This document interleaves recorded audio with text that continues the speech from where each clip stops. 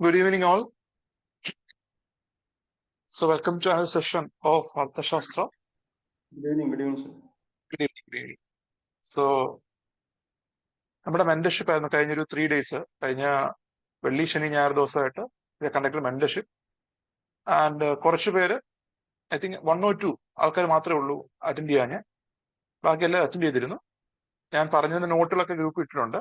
And kindly go through that notes of Kerala history, then SNT, then നമ്മുടെ NCRT, അതിലൊക്കെ not ഇട്ടിട്ടുണ്ട് ഗ്രൂപ്പിൽ. അതുപോലെ കേരള ചരിത്രം. So kindly go through that notes which I shared in the group. അതുപോലെ പൊളിറ്റിയുടെ objective ക്വസ്റ്റ്യൻസിന്റെ not ഞാൻ ഗ്രൂപ്പിൽ ഇട്ടിരുന്നു. സോ എല്ലാവരും എന്ത് ചെയ്യുക, ആ നോട്ടൊന്ന് നോക്കുക. നിങ്ങളുടെ പ്രിപ്പറേഷന് ഒരു അഡീഷണൽ റെഫറൻസ് എന്ന രീതിയിൽ ഞാൻ ഇട്ട നോട്ടുകളും വായിക്കുക. ഓക്കെ. അതുപോലെ മെന്റർഷിപ്പ് ലഭിക്കാനുള്ളവര് ഐ തിങ്ക് 2 പേരെ ഉള്ളെന്ന് തോന്നുന്നു. മറ്റേ ജിനേഷ് സാറും സിന്ധുനാമേ ഉള്ളൂ. സോ നിങ്ങളൊരു ഡേറ്റ് അറിയിക്കുക, എന്നാണ് നിങ്ങൾക്ക് കൺവീനിയന്റ് ഡേറ്റ് എന്നുള്ളത്. ഈ വീക്കോ നെക്സ്റ്റ് വീക്കോ ഡിപ്പെൻഡിങ് ഓൺ യുവർ കൺവീനിയൻസ് എന്നെ ഒന്ന് അറിയിക്കുക. നമ്മുടെ ക്ലാസ്സോട് അഡ്ജസ്റ്റ് ചെയ്തിട്ട് we can have a mentorship. So 1-on-1 mentorship ആണ്, ഇരുന്നവർക്കറിയാം. സോ ആ സമയത്ത് ഫ്രീ ആവാൻ ശ്രമിക്കുക. കാരണം കുറച്ച് പേര് ആ സമയത്ത് ഇടയ്ക്ക് ടൈം പിന്നെ മാറ്റേണ്ടി വന്നു. അതുണ്ടാവാതെ ആ ടൈം നിങ്ങളൊരു ടൈം സജസ്റ്റ് ചെയ്യുവാണെങ്കിൽ you can arrange mentorship meeting on that time. Okay. So before we start, let me recollect the last class portions. എന്തൊക്കെയായിരുന്നു കഴിഞ്ഞ ക്ലാസ്സിൽ പഠിച്ചത് നമ്മൾ? What are the portions that we have discussed yesterday or the last class? എന്തൊക്കെയായിരുന്നു? ഒന്ന് recollect ചെയ്യും. The types of taxes. Yes. Sorry, types of taxes.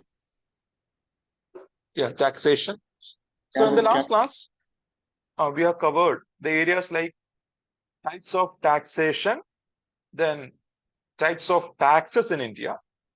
അതിൽ types of taxation പറഞ്ഞപ്പോൾ we have discussed ഏതൊക്കെയായിരുന്നു types of taxation: proportional tax, progressive tax, regressive tax, and one more miscellaneous taxation, that is digressive taxation. So എന്തുകൊണ്ടാണ് ഓരോ ടാക്സിനെയും ഈ പേര് വിളിക്കുന്നത് പറഞ്ഞു.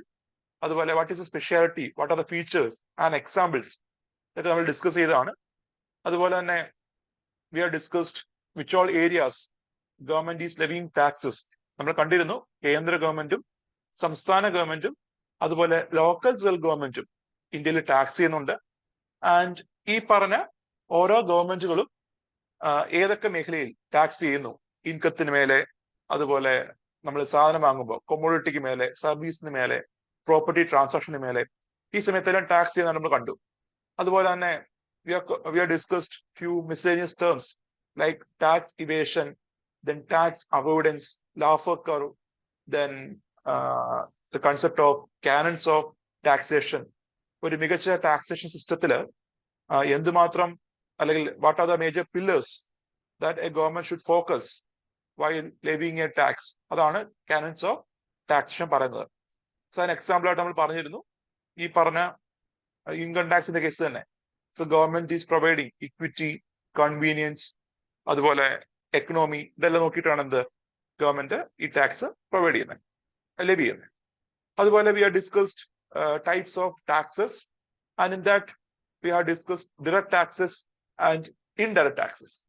So direct tax എന്ന് പറയുമ്പോൾ പ്രത്യക്ഷ നികുതി, ഇൻഡയറക്ട് ടാക്സ് പരോക്ഷ നികുതി. സോ ഡയറക്ട് ടാക്സിന്റെ പ്രത്യേകത എന്താണ്? In the case of direct tax, there is no intermediator between the government or the tax receiver and the taxpayer. And also, in the case of indirect tax, the tax burden cannot be shifted from one person to another. And also, in the case of direct tax, the point of incidence and point of impact falls on the same person.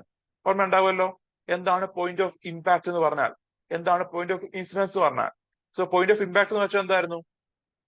At what point, അല്ലെങ്കിൽ ഏത് മൊമെന്റിലാണ് സർക്കാർ tax collect ചെയ്യുന്നത്, അതാണ് point of impact എന്ന് പറഞ്ഞാൽ. And point of incidence പറഞ്ഞു കഴിഞ്ഞാൽ who is getting worse off after paying tax. ഈ ടാക്സ് കൊടുത്തു കഴിഞ്ഞ് ആരുടെ പോക്കറ്റിൽ നിന്നാണ് പൈസ യഥാർത്ഥത്തിൽ പോകുന്നത്, അല്ലെങ്കിൽ who is getting suffered after paying tax, അതാണ് ഈ പറഞ്ഞ point of incidence. Direct tax ആണെങ്കിൽ പോയിന്റ് ഓഫ് ഇൻസിഡൻസും പോയിന്റ് ഓഫ് ഇമ്പാക്റ്റും ഒരു വ്യക്തിയിലാണ്. എന്നാൽ ഇൻഡയറക്ട് ടാക്സ് ആകുമ്പോൾ എന്താണ്, പോയിന്റ് ഓഫ് ഇൻസിഡൻസും പോയിന്റ് ഓഫ് ഇമ്പാക്റ്റും രണ്ട് വ്യക്തിയിലാവാം. കാരണം in the case of indirect tax, പേര് പോലെ തന്നെ എന്താണ്, പ്രത്യക്ഷ നികുതിയല്ല, മറിച്ച് പരോക്ഷ നികുതിയാണ്. ഡയറക്ട്ലി എന്ത് ചെയ്യുന്നില്ല, ഒരു കൺസ്യൂമർ ഗവൺമെന്റിലേക്ക് ഒരു ടാക്സ് റിസീവറിലേക്ക് ടാക്സ് പേ ചെയ്യുന്നില്ല. ഈ പറഞ്ഞ ടാക്സ് പെയറിനും അതുപോലെ ടാക്സ് റിസീവറിനും ഇടയിൽ ഒരു ഇടനിലക്കാരൻ, ഒരു ഇന്റർമീഡിയേറ്റർ നമുക്ക് കാണാൻ കഴിയും. ആ ഇന്റർമീഡിയേറ്റർ ആണ് നമ്മുടെ ഷോപ്പ് കീപ്പർ അല്ലെങ്കിൽ മാനുഫാക്ചറർ എന്ന് പറഞ്ഞാൽ. ആൾസോ ഈ പറഞ്ഞ ഇടനിലക്കാരന്റെ കടമ എന്താണ്, ടാക്സ് പെയർ അല്ലെങ്കിൽ കൺസ്യൂമറിന്റെ കയ്യിൽ നിന്ന് നികുതി കളക്ട് ചെയ്യുക, അത് ഗവൺമെന്റിലേക്ക് കൃത്യമായി പേ ചെയ്യുക. And that is the duty of the intermediator or the shopkeeper or the manufacturer or producer. And we have discussed that in the case of indirect tax, the tax burden can be shifted from one person to another. അത് ഞാൻ പറഞ്ഞില്ലേ, ഇപ്പൊ ഞാനൊരു biscuit വാങ്ങിച്ചു, ഞാൻ 20 രൂപ കൊടുത്തു. അത് കഴിഞ്ഞ് ഈ ബിസ്ക്കറ്റ് ഞാൻ വേറെ ആൾക്ക് കൊടുക്കുകയാണെങ്കിൽ 20 രൂപ കളക്ട് ചെയ്യുമ്പോൾ എന്റെ ടാക്സ് ബർഡൻ എന്ത് ചെയ്തു, ആ പൈസ തന്ന അല്ലെങ്കിൽ ഫൈനൽ കൺസ്യൂമറിലേക്ക് ഷിഫ്റ്റ് ചെയ്തു. So who is the final consumer? And he is the person who bears the tax burden in the case of indirect tax. Example നമ്മൾ പറഞ്ഞിരുന്നു, in the case of both direct and indirect tax, രണ്ടിന്റെ കേസിൽ example discuss ചെയ്തിരുന്നു. Direct tax example ഏതൊക്കെയായിരുന്നു? Income tax, corporate tax, minimum alternate tax, DDT or dividend distribution tax എന്ന different examples പറഞ്ഞു. അതുപോലെ indirect tax example ആയിട്ട് we are discussed GST. ഇപ്പൊ നിലവിൽ പറയുകയാണെങ്കിൽ ഏറ്റവും വലിയ indirect tax in India GST ആണ്, ചരക്ക് സേവന നികുതിയാണ്.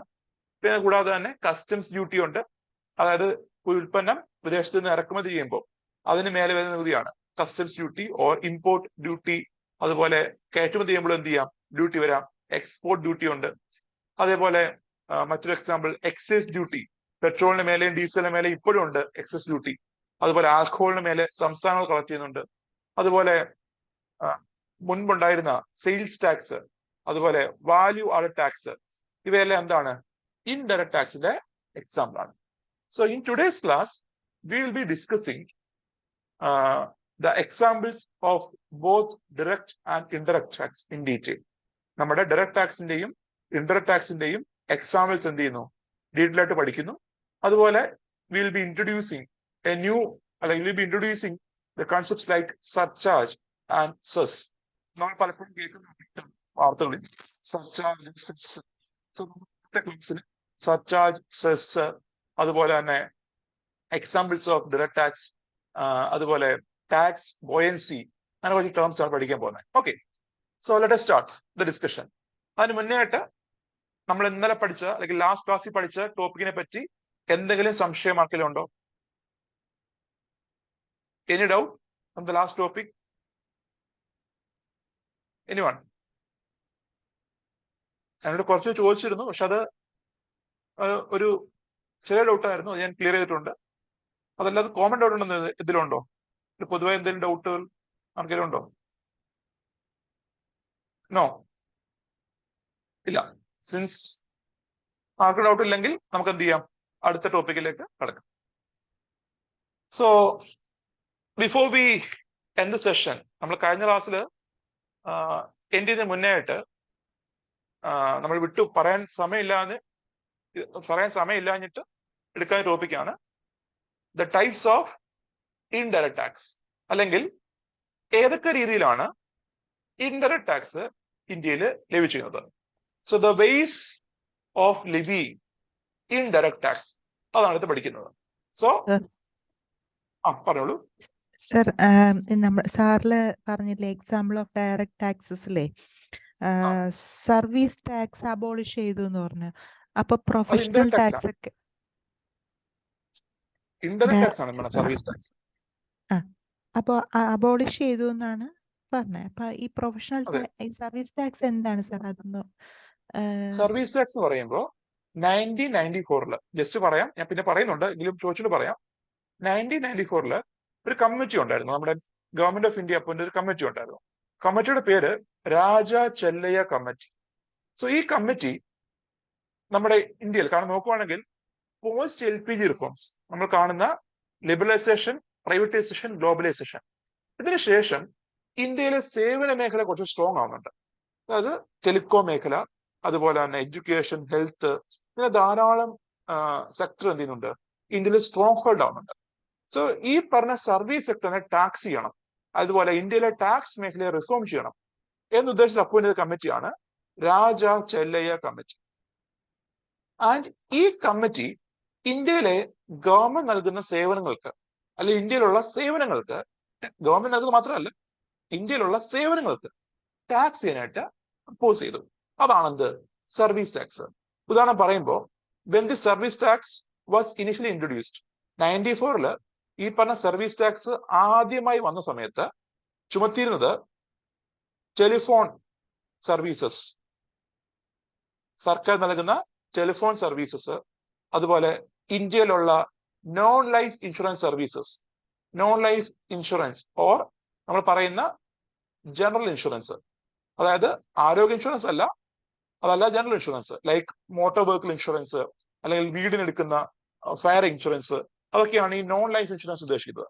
മോട്ടോർ വെഹിക്കിൾ ഇൻഷുറൻസ്, അതുപോലെ വീടിനെടുക്കുന്ന ഇൻഷുറൻസുകൾ, ലൈക്ക് ഈ പറയാറുള്ളൂ ഫയർ ആക്സിഡന്റ് പ്രിവെൻഷൻ, ഫയർ ആക്സിഡന്റിന് പ്രൊട്ടക്ഷനുള്ള ഇൻഷുറൻസ്, അതാണ് ഈ പറഞ്ഞ നോൺ ലൈഫ് ഇൻഷുറൻസ് ഉദ്ദേശിക്കുന്നത്. അതുപോലെ തന്നെ share brokers or share broking, അതായത് ഷെയർ മാർക്കറ്റിൽ നമ്മൾ പറയുന്ന ഓഹരി വിപണിയിൽ ഷെയർ വാങ്ങാൻ നേരം, സപ്പോസ് എനിക്കൊരു ഷെയർ വാങ്ങണം, സോ എനിക്ക് ഷെയർ മാർക്കറ്റിനെ പറ്റി നോളജ് ഇല്ല, അപ്പൊ ഞാൻ എന്ത് ചെയ്യാം, I can approach a professional who can purchase shares for me. അവർ പറയുന്നതാണ് ഷെയർ ബ്രോക്കേഴ്സ്. സോ ഈ പറഞ്ഞ ഷെയർ ബ്രോക്കിംഗ് അവിടെ എന്ത് വന്നു, സർവീസ് ടാക്സ് വന്നു. These are the 3 areas on which service tax was initially levied by the government during 1994. So സേവനങ്ങൾക്ക് മേലെ ഉദ്ദേശിക്കുന്നത്. സോ സർവീസ് ടാക്സ് എന്ന് പറഞ്ഞാൽ it is not professional tax. ഇതെന്താണ്, ഒരു ഇൻഡയറക്ട് ടാക്സ് ആണ്. ഇതാണ് പറയുമ്പോൾ നിങ്ങൾക്ക് LIC ഉണ്ടോ ആർക്കെങ്കിലും, നമ്മുടെ ക്ലാസ്സിലുള്ള ആർക്കെങ്കിലും ലൈഫ് ഇൻഷുറൻസ് കോർപ്പറേഷൻ പ്രീമിയം ഉണ്ടോ, അടയ്ക്കുന്നുണ്ടോ ആരെങ്കിലും? നിങ്ങൾ അടയ്ക്കുമ്പോൾ അറിയാം, ഈ പ്രീമിയം നിങ്ങൾ പേ ചെയ്യുമ്പോഴേ നിങ്ങൾ ശ്രദ്ധിച്ചാൽ മതി, ആ പ്രീമിയം എമൗണ്ടിന് താഴെയായിട്ട് പ്രീമിയം എമൗണ്ട് കൊണ്ട് അതിനൊപ്പം തന്നെ you are paying A GST. കണ്ടോ നിങ്ങൾ LICയുടെ പ്രീമിയം അടയ്ക്കുമ്പോൾ ശ്രദ്ധിക്കുക, നിങ്ങൾ അടയ്ക്കുന്നവരാണെങ്കിൽ അറിയാം, LICയുടെ പ്രീമിയം എമൗണ്ട് അടയ്ക്കുമ്പോൾ അതിനൊപ്പം എന്ത് ചെയ്യുന്നുണ്ട്, GST നമ്മൾ അടയ്ക്കുന്നുണ്ട്. ഇതുപോലെ മുൻപ് നമ്മുടെ ജനറൽ ഇൻഷുറൻസിന് എന്തുണ്ടായിരുന്നു, ഗവൺമെന്റ് സർവീസ് ടാക്സ് ചുമത്തിയിരുന്നു. അതുപോലെ ടെലിഫോൺ സർവീസ്, നമ്മളെ ടെലിഫോൺ ബില്ല് വരുമ്പോൾ എന്ത് വരും, ഗവൺമെന്റ് ഇപ്പൊ ടെലിഫോൺ കണക്ഷൻ കൊടുക്കുമ്പോൾ എന്താ, ഗവൺമെന്റ് അതിന് മേലെ ടാക്സ് ചെയ്തിരുന്നു, സർവീസ് ചെയ്തിരുന്നു. ഇതാണ് ടെലിഫോൺ സർവീസസ് ഉദ്ദേശിക്കുന്നത്. So these are the 3 areas on which service tax was levied. അതിനുശേഷം പിന്നീട് പല മേഖലയിലും എന്ത് വന്നു, ഗവൺമെന്റ് സർവീസ് ടാക്സ് ഈടാക്കി. വിദ്യാഭ്യാസ മേഖലയിലായാലും അതുപോലെ ഹോസ്പിറ്റൽ മേഖലയിലായാലും അങ്ങനെ പല മേഖലയിലും ഗവൺമെന്റ് പിൽക്കാലത്ത് സർവീസ് ടാക്സ് ഉൾപ്പെടുത്തുന്നുണ്ട്. അങ്ങനെ 2017 2017 എന്ത് ചെയ്തു, നമ്മുടെ government of India service tax, സേവന നികുതി എന്ന നിയമം എന്ന ഈ ടാക്സ് അബോളിഷ് ചെയ്തു. And it was merged in GST. ഉദാഹരണം പറയുമ്പോൾ നിങ്ങൾ നോർമൽ കേസിൽ ഈ പറഞ്ഞ കോളേജിലോ അല്ലെങ്കിൽ ഏതെങ്കിലും പ്രൊഫഷണൽ സ്ഥാപനത്തിലൊക്കെ നിങ്ങൾ ഫീസ് കൊടുക്കുമ്പോൾ അവിടെ എന്തുണ്ട്, GST കളക്ട് ചെയ്യുന്നുണ്ട്. If they are paying the bill, എന്താണ്, GST പേ ആയിട്ടാണ് എന്ത് അവര് ഈ പറഞ്ഞ ഫീസ് കളക്ട് ചെയ്യുന്നത്. സോ സർവീസ് ടാക്സ് ഉദ്ദേശം അതാണ്. ഓക്കെ മാം, ക്ലിയർ ആണോ? പ്രൊഫഷണൽ ടാക്സ് എന്ന് പറഞ്ഞാൽ എന്താണ്?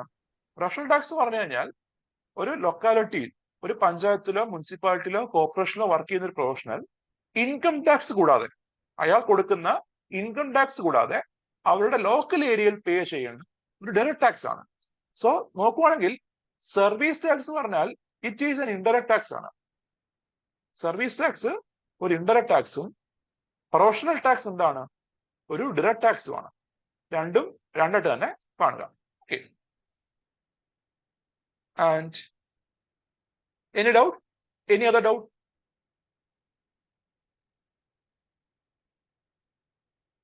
ഉണ്ടല്ലോ, സംശയം ഉണ്ടോ ആർക്കെങ്കിലും?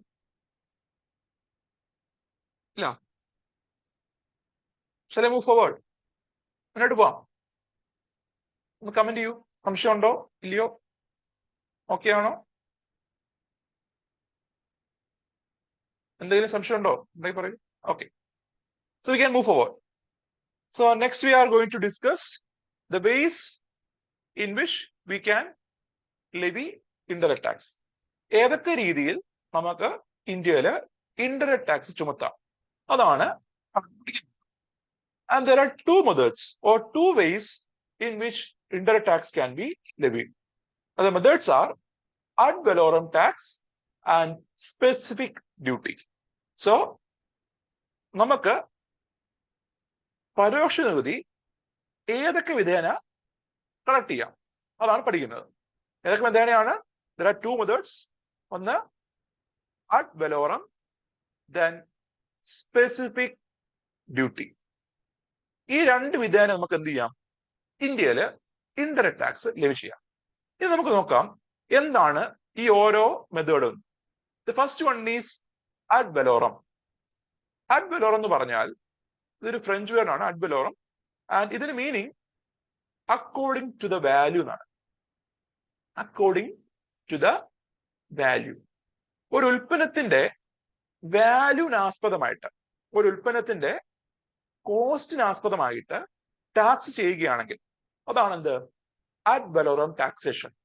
ഫോർ എക്സാമ്പിൾ നമ്മൾ കാണുന്ന GST, ചരക്ക് സേവന നികുതി നോക്കും. ഇപ്പോ 100 രൂപയാണ് ഒരു ഉൽപ്പന്നത്തിന്റെ ബേസ് പ്രൈസ് എന്ന് വിചാരിക്കുക. സോ ഒരു ഉൽപ്പന്നത്തിന്റെ ബേസ് പ്രൈസ് 100 രൂപയാണ്. ആൻഡ് നമുക്ക് GST അറിയാലോ എല്ലാവർക്കും. GST ഇന്ത്യയിൽ നിലവിൽ 4 സ്ലാബ് ഉണ്ട്. 5%, 12%, 18%, 21%. പിന്നെ 0 ഉണ്ട്, പക്ഷെ അതിന് പൊതുവെ പറയുന്നത് 4 എന്ന് പറയാം, അല്ലെങ്കിൽ 5 എന്ന് വേണേൽ പറയാം. നോക്കുവാണെങ്കിൽ 5, 12, 18, 28. These are the major slabs in GST. And you can see 100 രൂപയാണ് ഒരു ഉൽപ്പന്നത്തിന്റെ ബേസ് പ്രൈസ്. 5% GST എന്ന് പറയുമ്പോൾ 5% GST എന്ന് പറയുമ്പോൾ എന്താ മീൻ ചെയ്യുന്നത്? 5% of the base price of the item. ഒരു ഉൽപ്പന്നത്തിന്റെ ബേസ് പ്രൈസിന്റെ 5% എന്നാണ് മീൻ ചെയ്യുന്നത്. അതുപോലെ GST 18% എന്ന് പറയുമ്പോൾ മീൻ ചെയ്യുന്നത് എന്താ? Base പ്രൈസിന്റെ 18%. So we can see GST is levied based on the value of the item ആണ്. ഒരു ഉൽപ്പന്നത്തിന്റെ വാല്യൂ അടിസ്ഥാനത്തിലാണ് എന്ത്? GST കളക്ട് ചെയ്യുന്നത്. ഇപ്പൊ 100 രൂപ ഉൽപ്പന്നത്തിന്റെ ബേസ് പ്രൈസ് എങ്കിൽ 18% GST എന്ന് പറയുമ്പോൾ 100 രൂപ ബേസ് പ്രൈസ് പ്ലസ് 18 രൂപ GST. 18% ഓഫ് 100 അതാണ് 18 രൂപ. വിച്ച് മീൻസ് 118 ആയിരിക്കും എന്ത്? ആ ഉൽപ്പന്നത്തിന്റെ ഫൈനൽ വില. അതുപോലെ പറയാണ് 5% GST എന്ന് പറയുമ്പോൾ എന്താ മീൻ ചെയ്യുന്നത്? ആ ഉൽപ്പന്നത്തിന്റെ ബേസ് പ്രൈസിനൊപ്പം 5% GST ആഡ് ചെയ്യണം. 105 ആയിരിക്കും എന്ത്? ആ ഉൽപ്പന്നത്തിന്റെ ഫൈനൽ വില. Okay, so here we can see ad valorem എന്ന് പറഞ്ഞാൽ എന്താ? ഒരു ഉൽപ്പന്നത്തിന്റെ വാല്യൂ ആസ്പദമാക്കി നമ്മൾ എന്ത് ചെയ്യുന്നു? ടാക്സ് റേറ്റ് ഇമ്പോസ് ചെയ്യുന്നു.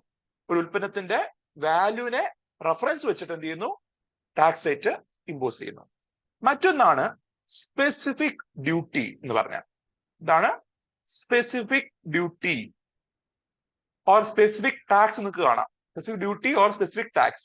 Both terms can be used. Specific tax or specific duty. ഇതിന് എക്സാമ്പിൾ ആണ് excise duty on petrol and diesel. എന്താണ്?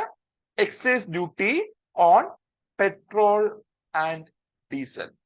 And here we can see നമ്മുടെ പെട്രോളിന് മേലെയും അതുപോലെ ഡീസലിന് മേലെയും സർക്കാർ ടാക്സ് അനൗൺസ് ചെയ്യുമ്പോൾ നിങ്ങൾക്ക് ഓർമ്മ ഉണ്ടാവുമല്ലോ, ഈ പറഞ്ഞ പെട്രോളിന് മേലെയും അതുപോലെ ഈ പറഞ്ഞ ഡീസലിന് മേലെയൊക്കെ പണ്ട് കാലത്ത് ഗവൺമെന്റ് എന്ത് ചെയ്യുമായിരുന്നു? ടാക്സ് അനൗൺസ് ചെയ്യുമായിരുന്നു. പെട്രോളിന് മേലെ 2 രൂപ എക്സൈസ് തീരുവ കൂട്ടി, ഡീസലിന് മേലെ 2 രൂപ എക്സൈസ് തീരുവ കൂട്ടി എന്ന് പറയുമ്പോൾ എന്താണ് ഉദ്ദേശിക്കുന്നത്? പെർ ലിറ്റർ പെട്രോളിന് മേലെ 2 രൂപ, പെർ ലിറ്റർ ഡീസലിന് മേലെ 2 രൂപ. സോ സ്പെസിഫിക് എന്ന് പറയുമ്പോൾ an item is taxed based on the quantity. A tax is levied depending on the quantity of item. Price അല്ല, മറിച്ച് ഉൽപ്പന്നത്തിന്റെ volume. So quantity or volume. ഒരു ഉൽപ്പന്നത്തിന്റെ ക്വാണ്ടിറ്റി ഓർ വോളിയം അടിസ്ഥാനത്തിൽ ടാക്സ് ചെയ്യുകയാണെങ്കിൽ അതാണ് എന്ത് സ്പെസിഫിക് ഡ്യൂട്ടി. എക്സാമ്പിൾ ആണ് പെട്രോളിനും ഡീസലിനും മേലെയുള്ള എക്സൈസ് തീരുവ എന്ന് പറഞ്ഞ. എങ്ങനെ ഗവൺമെന്റ് പറയുന്നേ? പെർ ലിറ്റർ പെട്രോളിന് മേലെ ₹1. ഇപ്പൊ ഈ ഇടയ്ക്ക് നിങ്ങൾക്ക് ഓർമ്മ ഉണ്ടാവുമല്ലോ, നമ്മുടെ കേരളത്തില് ഈ പറഞ്ഞ പെട്രോളിനും ഡീസലിനും മേലെ സെസ് ഉൾപ്പെടുത്തിയിരുന്നു. ഓർമ്മയുണ്ടല്ലോ, നമ്മുടെ സാമൂഹ്യക്ഷേമ സെസ് എന്ന് പറഞ്ഞിട്ട് ഒരു സെസ് ചുമത്തി. ഈ സെസ് ചുമത്തുന്നത് എങ്ങനെയാ? അതായത് ഒരു വാല്യൂ വെച്ചിട്ടല്ല പറയുന്നത്, മറിച്ച് പെർ യൂണിറ്റിന് മേലെയാണ് എന്ത് സെസ് ലഭിച്ചിരുന്നത്, അല്ലെങ്കിൽ പെർ യൂണിറ്റിന് മേലെയാണ് എന്ത് എക്സൈസ് ഡ്യൂട്ടി ലഭിച്ചിരുന്നത്. So when an item is taxed based on the volume or quantity of item, then it is called as specific tax or specific duty എന്ന് പറഞ്ഞ. നമ്മുടെ ക്ലോത്ത് ഉണ്ടല്ലോ, തുണി, നമ്മള് ഈ ഷർട്ടിനും പാന്റിനും അല്ലെങ്കിൽ ബ്ലൗസിനൊക്കെ നമ്മൾ തുണി എടുക്കാറല്ലേ? ഈ തുണി എടുക്കുന്ന സമയത്ത് അവിടെയും ടാക്സ് വരുന്നത് എങ്ങനെയാ? പെർ മീറ്റർ തുണിക്കാണ് ടാക്സ് വരുന്നത്. സോ പെർ മീറ്റർ ക്ലോത്തിന് ടാക്സ് ചെയ്യുന്നു, പെർ ലിറ്റർ പെട്രോളിന് ടാക്സ് ചെയ്യുന്നു. സോ ഇവിടെ നോക്കുവാണെങ്കിൽ അതിന്റെ വാല്യൂ വെച്ചിട്ടല്ല പറയുന്നത്. ഇപ്പം 1 മീറ്റർ തുണിക്ക് ₹100, അതിന് മേലെ 5%, അങ്ങനല്ല ഉദ്ദേശിക്കുന്നത്. ഇവിടെ എന്താണ്? പെർ മീറ്റർ അതിന് ടാക്സ് ചെയ്യുകയാണ്, പെർ ലിറ്റർ ടാക്സ് ചെയ്യുകയാണ്. So that is specific duty. So clear ആണോ? Specific duty and ad valorem. Is that clear?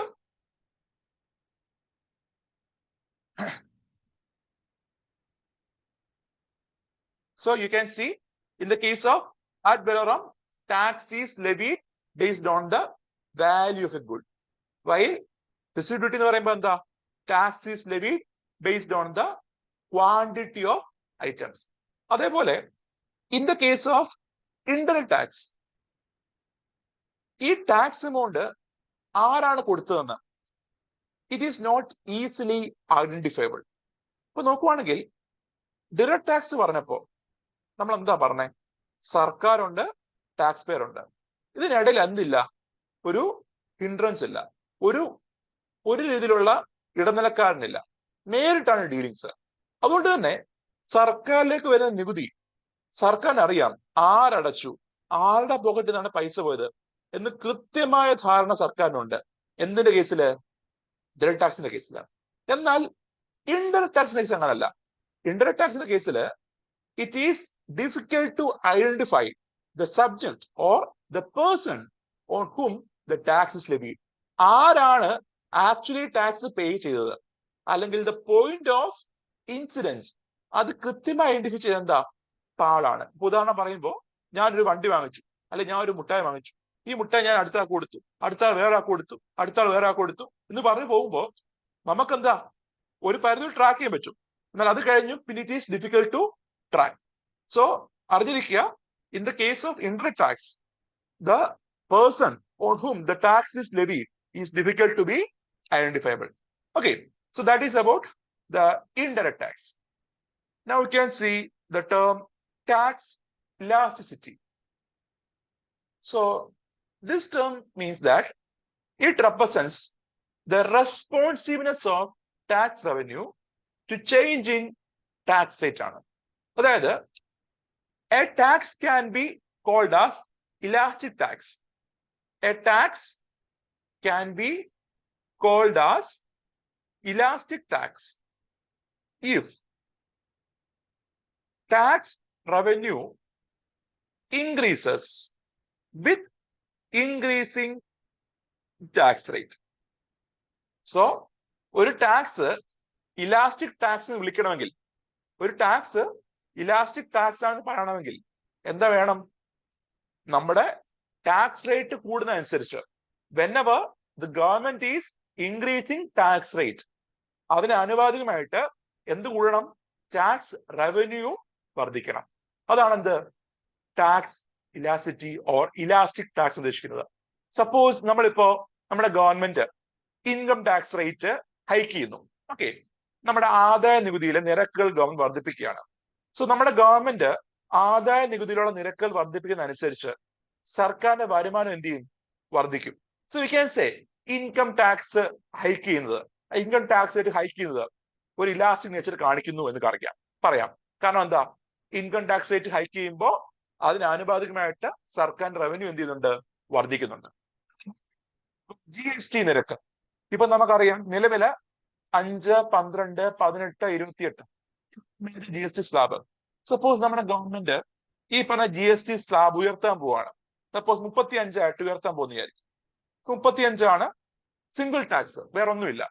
അത് പറ്റും. There will be increase in the government revenue. So whenever ഒരു tax rate change ചെയ്യുമ്പോൾ കൂട്ടുമ്പോൾ revenue കൂടണം, കുറയ്ക്കുമ്പോൾ revenue കുറയണം. So whenever the government is changing tax rate, നികുതി നിരക്കിൽ മാറ്റം ഗവൺമെന്റ് കൊണ്ടുവരുമ്പോൾ അതിന് ആനുപാതികമായിട്ട് മാറ്റം എവിടെ ഉണ്ടാവണം? റവന്യൂവിൽ ഉണ്ടാവണം. റേറ്റ് കൂട്ടുമ്പോൾ റവന്യൂ കൂടണം, റേറ്റ് കുറയുമ്പോൾ അപ്പോൾ എന്ത് ചെയ്യണം? റവന്യൂ കുറയും. സോ പൊതുവെ പറഞ്ഞാൽ എന്താ? whenever government is changing tax rate, there should be changes visible in the tax revenue also. അങ്ങനെ ചേഞ്ച് ഉണ്ടായില്ലെങ്കിൽ, സർക്കാരിന്റെ വരുമാനത്തിൽ മാറ്റം ഉണ്ടായില്ലെങ്കിൽ, we can call the tax inelastic ആണെന്ന് പറയാം. സോ ഇലാസ്റ്റിക് മാറ്റം ഉണ്ടാവണം, ഇൻഇലാസ്റ്റിക് മാറ്റം ഉണ്ടാവുന്നില്ല. ഫോർ എക്സാമ്പിൾ, സർക്കാർ ടാക്സ് കൂട്ടിക്കൊണ്ടിരിക്കുകയാണ്, പക്ഷെ എന്താ? റവന്യൂ കുറഞ്ഞുകൊണ്ടിരിക്കുന്നു. അപ്പൊ നമുക്ക് പറയാം നിലവിലെ tax structure shows tax inelastic nature or inelasticity. കാരണം എന്താ? റേറ്റ് കൂടുന്നതനുസരിച്ച് റവന്യൂ കൂടുന്നില്ല. സോ നമ്മൾ അന്ന് പറഞ്ഞ ലാഫർ കർവ് ഉണ്ടല്ലോ, Laffer curve. So equilibrium point കഴിഞ്ഞാൽ ഗവൺമെന്റ് പിന്നെയും ടാക്സ് റേറ്റ് കൂട്ടുകയാണെങ്കിൽ എന്തുണ്ടായിരുന്നു? സർക്കാരിന്റെ വരുമാനം കുറയുകയുണ്ടായത്. നമുക്ക് പറയാം ഇക്വിലിബ്രിയം പോയിന്റ് കഴിഞ്ഞാൽ ടാക്സിന്റെ ഇലാസ്റ്റിക് നേച്ചർ ഇല്ലാണ്ടാവും എന്ന് പറയാം. അതെന്തായി മാറും? ഇൻഇലാസ്റ്റിക് ആയി മാറും. സോ എന്താ? റേറ്റ് കൂട്ടി, പക്ഷെ എന്താ? ഈ പറഞ്ഞ റവന്യൂ മാത്രം കൂടുന്നില്ല. ഇതാണ് എന്ത്? ടാക്സ് ഇലാസ്റ്റിറ്റി എന്ന് പറഞ്ഞാൽ. സോ ചോദ്യം വരുന്നത് ഇങ്ങനെ ആയിരിക്കത്തില്ല. ചോദ്യം വരുന്നത് എന്താ? മേ ബി ചോദിക്കാം ഇങ്ങനെ, which of the following describes, and which of the statements describes tax elasticity എന്ന് പറഞ്ഞിട്ട് കുറച്ച് സ്റ്റേറ്റ്മെന്റ്സ് തരാം. എന്നിട്ട് എന്ത് ചെയ്യുക? അത് നേരിട്ട് പറയാം. അതല്ലെങ്കിൽ പറയാണ് income tax in India, the current income tax slab in India shows elastic nature. അങ്ങനെയൊക്കെ എന്ത് ചെയ്യാം? എക്സ്പെക്ട് ചെയ്യാവുന്നതാണ്. സോ അല്ലാതെ നേരിട്ട് ചോദിക്കാൻ ചാൻസ് കുറവാ. ഒരു മെയിൻസ് ക്വസ്റ്റ്യൻ ആയിട്ടൊന്നും ഇത് വരത്തില്ല. അറിഞ്ഞിരിക്കുക ഇങ്ങനൊരു ടേം ഉള്ള കാര്യം. Next is tax buoyancy. Tax buoyancy important ആണ്.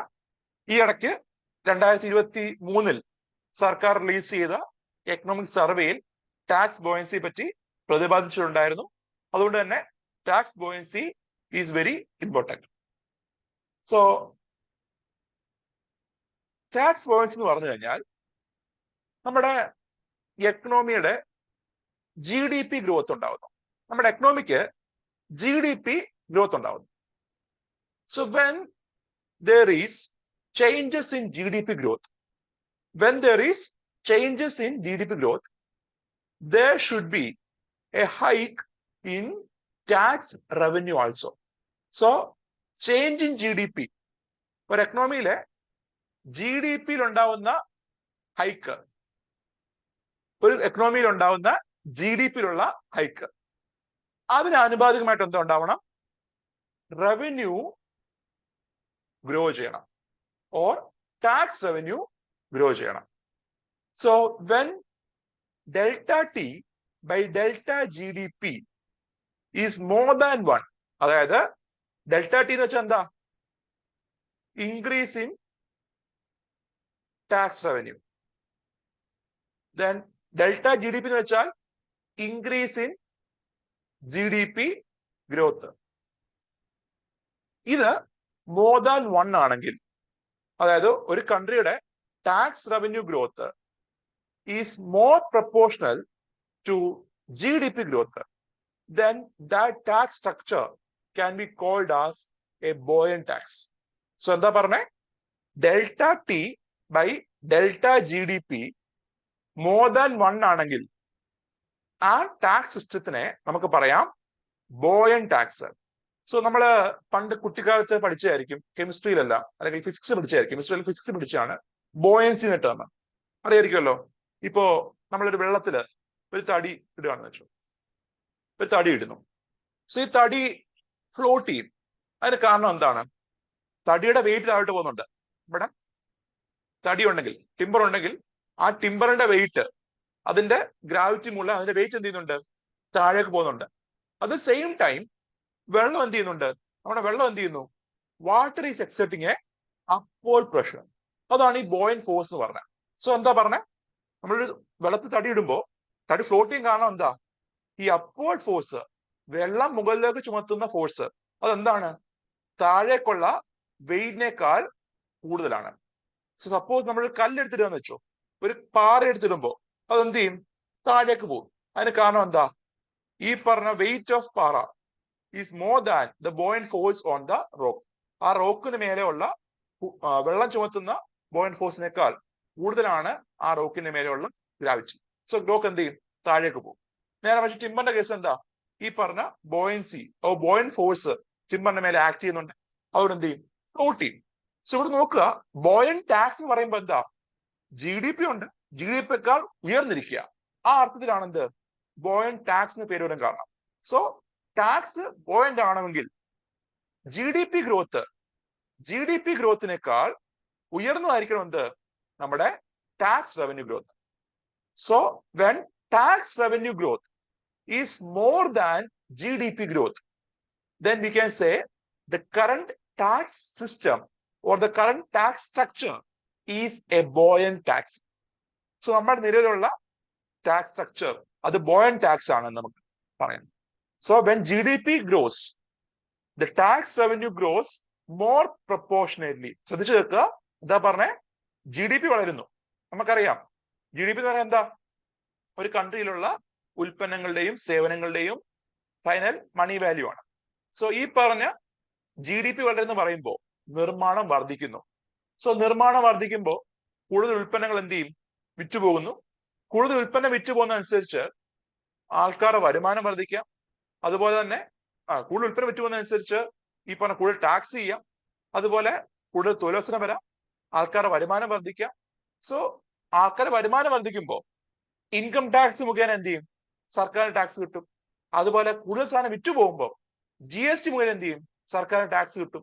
സോ ഈ പറഞ്ഞ ബോയൻ ടാക്സ് പറഞ്ഞു കഴിഞ്ഞാൽ ഒരു കൺട്രിയുടെ GDP വളരുന്നു, അതനുസരിച്ച് അതിന് മോർ പ്രൊപ്പോർഷണൽ ആയിട്ട്, എന്നുവെച്ചാൽ ഈക്വൽ ടു 1 അല്ല, മറിച്ച് GDP ഗ്രോത്തിനേക്കാൾ ഉയർന്ന രീതിയിൽ എന്ത് ചെയ്യുക? കൺട്രിയുടെ ടാക്സ് റവന്യൂ വളരുക, കൺട്രിയുടെ റവന്യൂ എന്ത് ചെയ്യുക? വളരുക. So that is tax buoyancy എന്ന set. And here you can see a tax is said to be buoyant if an increase in GDP results in increase in tax revenue. And ഒരു condition ഉണ്ട്, without increase in the tax rate. അതായത് നമ്മൾ എന്ത് ചെയ്തു? Current പറയുമ്പോൾ നമ്മുടെ ഇന്ത്യയിലെ GST 4 സ്ലാബുണ്ട്: 5, 12, 18, 28. These are the tax slabs in GST. And ഈ പറഞ്ഞ GST സ്ലാബ് 2017 കൊണ്ടുവന്നതാണ്. ആൻഡ് അതിനുശേഷം നമ്മുടെ എക്കണോമി എന്ത് ചെയ്യുന്നുണ്ട്? ഗ്രോ ചെയ്യുന്നുണ്ട്.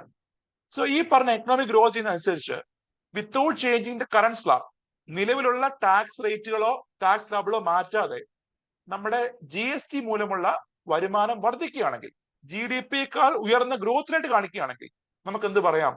നിലവിലെ GST ഒരു ബോയൻ ടാക്സ് ആണെന്ന് പറയാം. ഓക്കെ, എന്താ പറഞ്ഞേ? ഇന്ത്യയുടെ GDP വളരുന്നതനുസരിച്ച് കറണ്ട് GST റേറ്റ് വെച്ച് GST റവന്യൂ മോർ പ്രൊപ്പോർഷണൽ ആയിട്ട്, അതായത് ഗ്രോത്ത് റേറ്റിനേക്കാൾ, GDP ഗ്രോത്ത് റേറ്റിനേക്കാൾ GST revenue grows more than GDP growth rate, then എന്താണ്? The current GST system is a buoyant tax. And നമ്മുടെ പുതിയ എക്കണോമിക് സർവേയില് 23 എക്കണോമിക് സർവേയില് it is said that ഇന്ത്യയില് GST has achieved ബോയൻസി. ഇന്ത്യയിലെ GST എന്ത് ചെയ്തു? ബോയൻസി അച്ചീവ് ചെയ്തു എന്നാണ് പറയുന്നത്.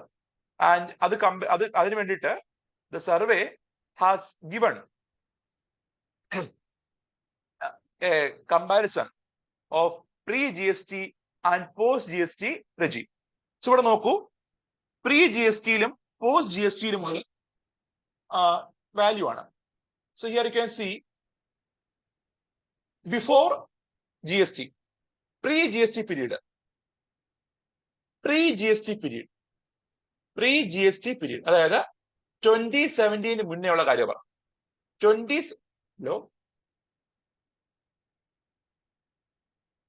അല്ലല്ല, tax buoyancy means production invest എന്ന് പറയാൻ പറ്റത്തില്ല. ഞാൻ ഉദ്ദേശിച്ചത് എന്താണ്? സർക്കാർ, നമ്മുടെ കൺട്രിയിൽ GDP വളരുന്നു, സർക്കാരിന്റെ GDP ഗ്രോ ചെയ്യുന്നു.